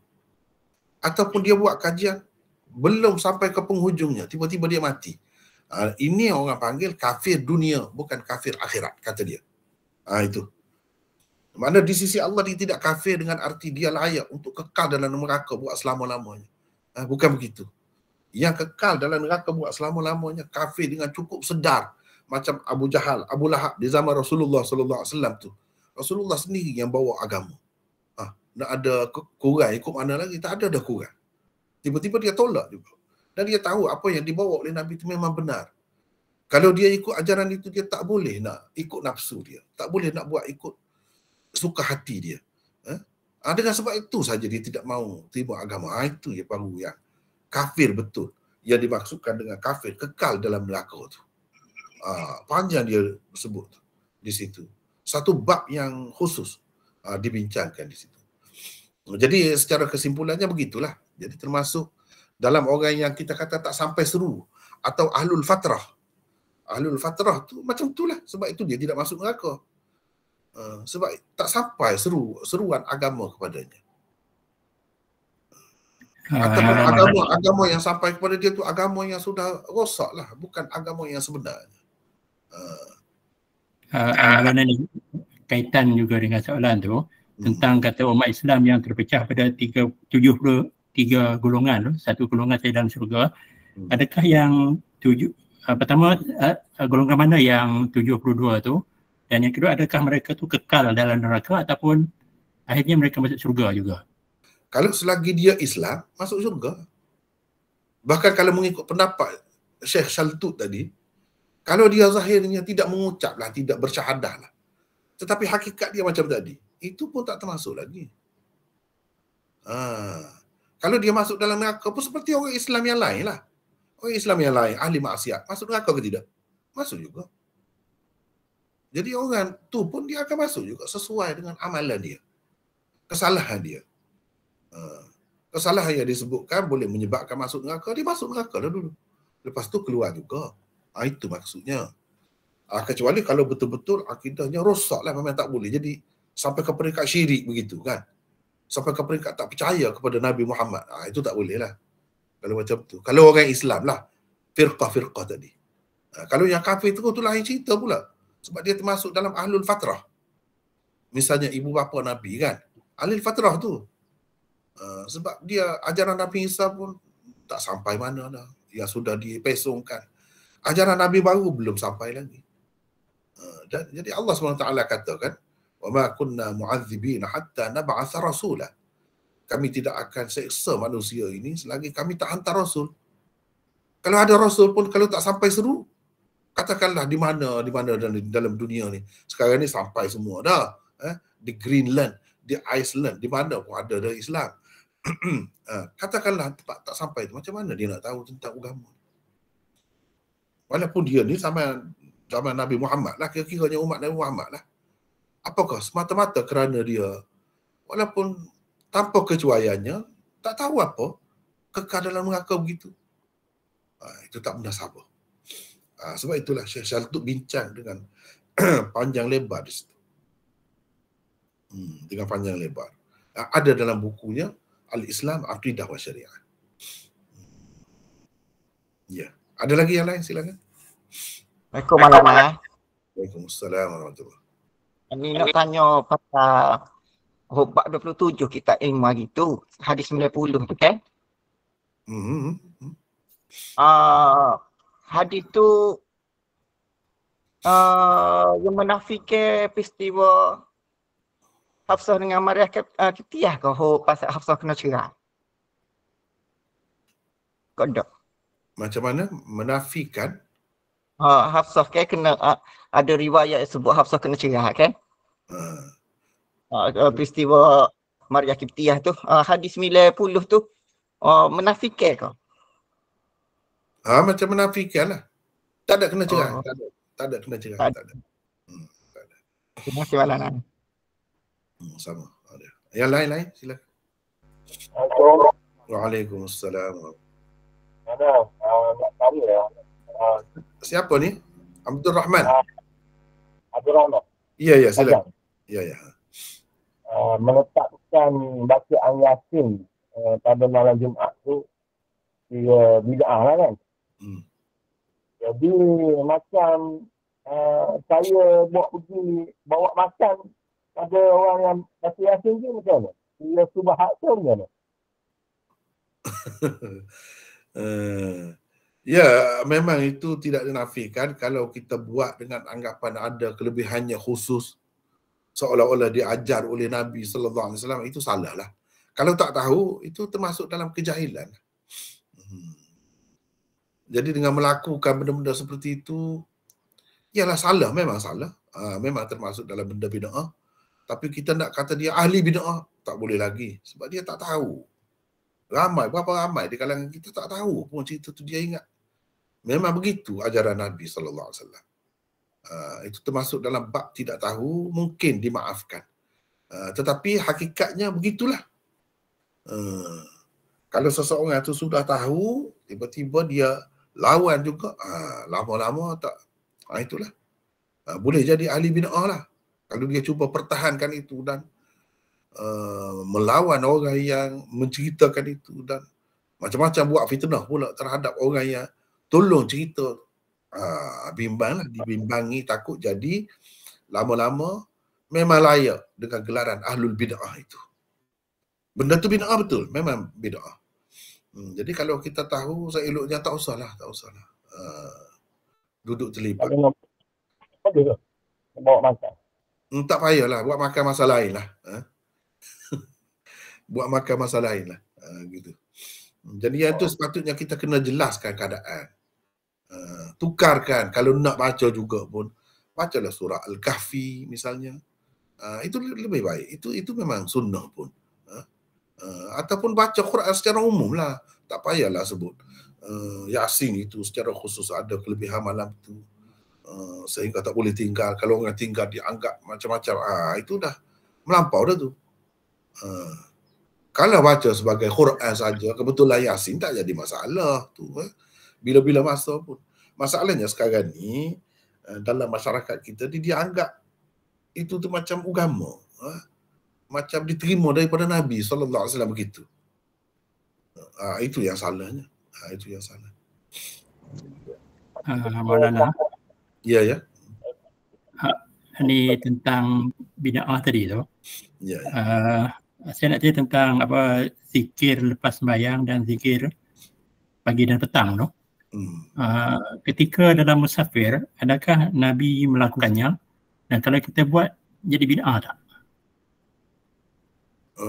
Buat macam mana tu maksudnya? Zikir lepas salat dan juga zikir pagi dan petang.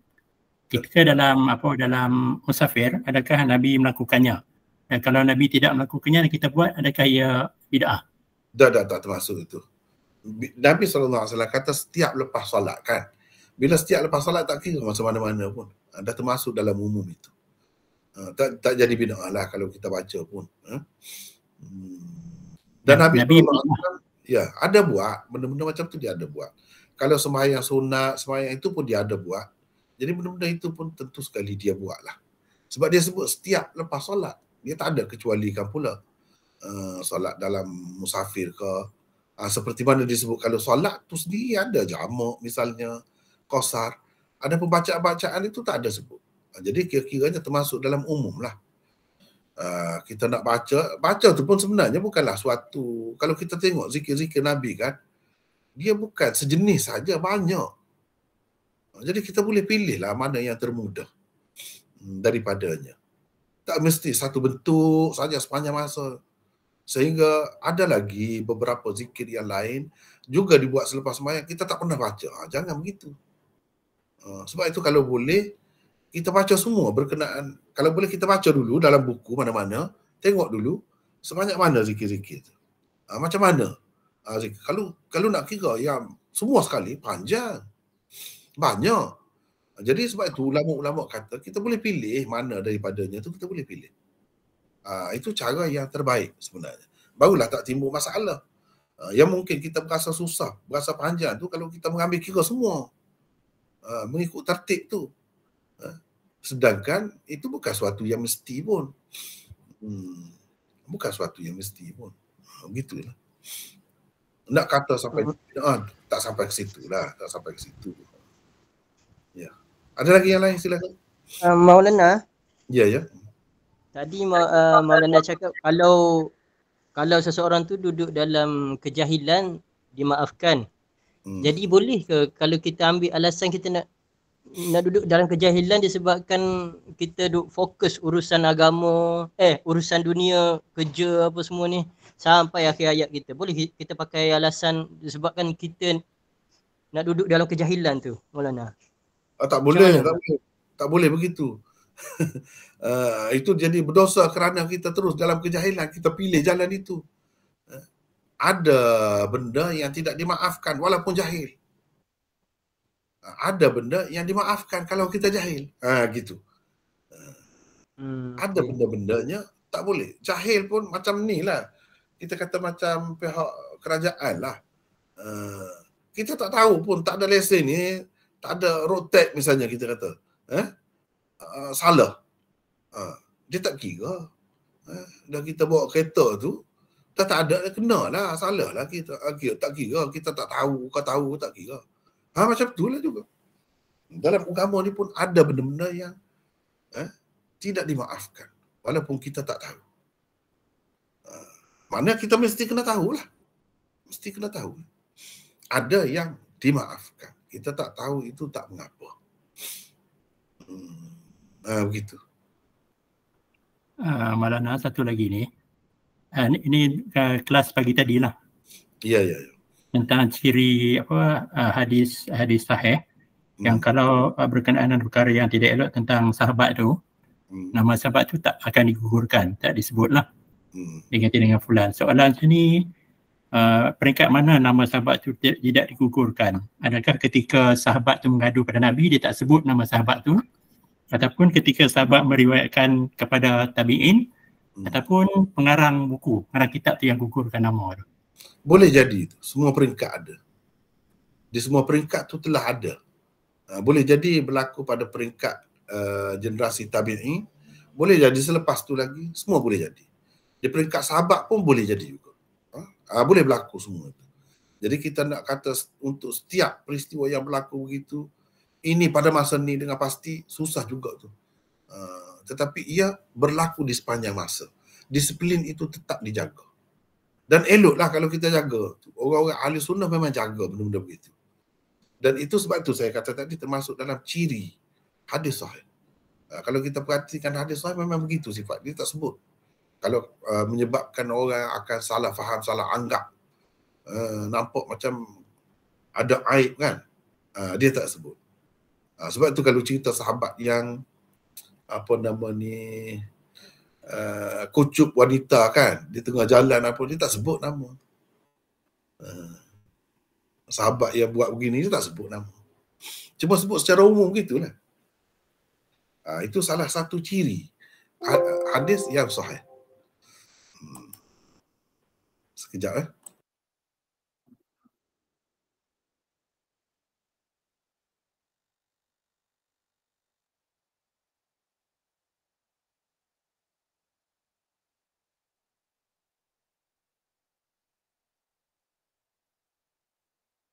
InsyaAllah sikit lagi.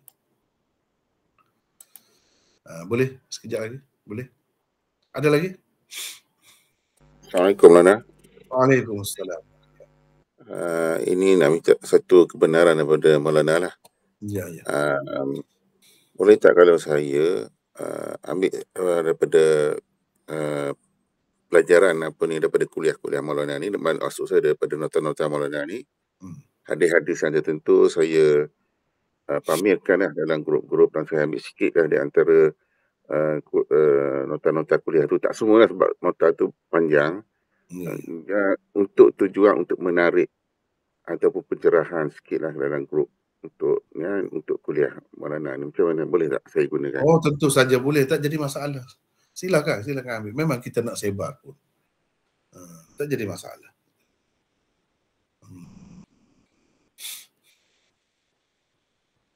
Cuma kalau nak dijadikan sebagai buku yang lengkap itu saya tak setujulah. Sebab banyak perkara lagi saya tak puas hati kan. Di sana sini. Okey dah. Cumanya macam kita tengok dalam nota biasa tu kan lain. Yang telah jadi buku tu kan lain kan. Lengkap sedikit. Saya tak puas hati dari segitulah.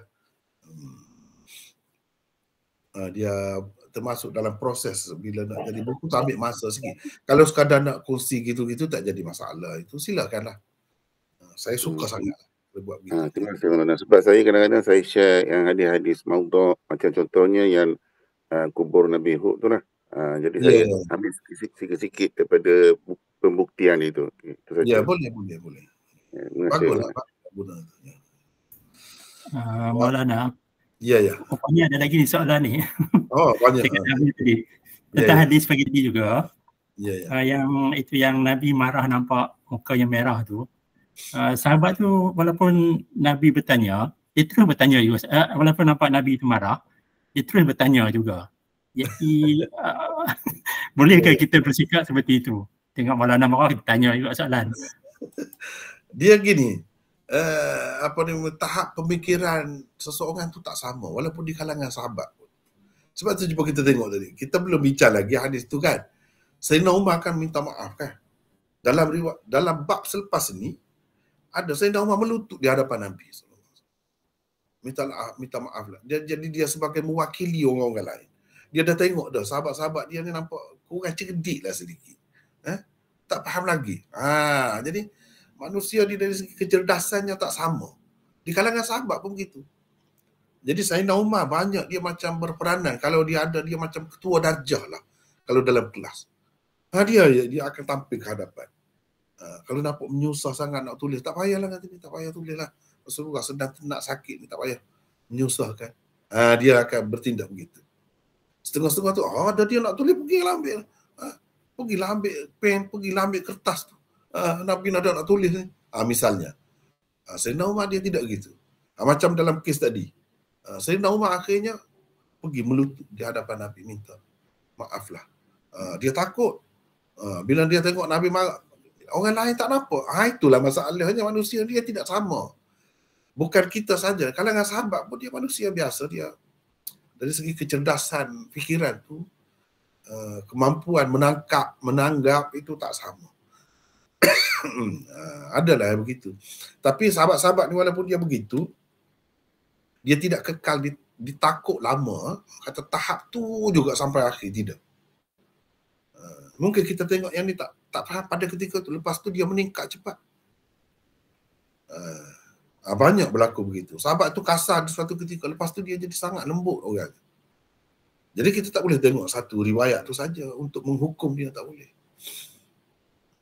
Walau bagaimanapun secara keseluruhannya memang ada yang lambat faham sikit, yang cepat faham. Dia ada macam tu di kalangan sahabat pun. Kalau saya lambat faham, tak maaf lah Maulana. Tak apa, sama-sama lah. Saya pun kadang-kadang tak faham juga maksud apa nama murid-murid ni kan. Murid nak macam mana? Saya kadang-kadang tak. Mungkin saya tak sampai ke situ. Jadi kena sama-sama lah kita tegur-menegur kan. Ya. Saya rasa cukuplah setakat itu kan. Okey, terima kasih Maulana. Sama-sama. Setakat itulah dulu hari ini. Wallahu a'lam. Assalamualaikum warahmatullahi wabarakatuh. Waalaikumsalam. Waalaikumsalam warahmatullahi wabarakatuh. Terima kasih Ustaz. Waalaikumsalam warahmatullahi wabarakatuh.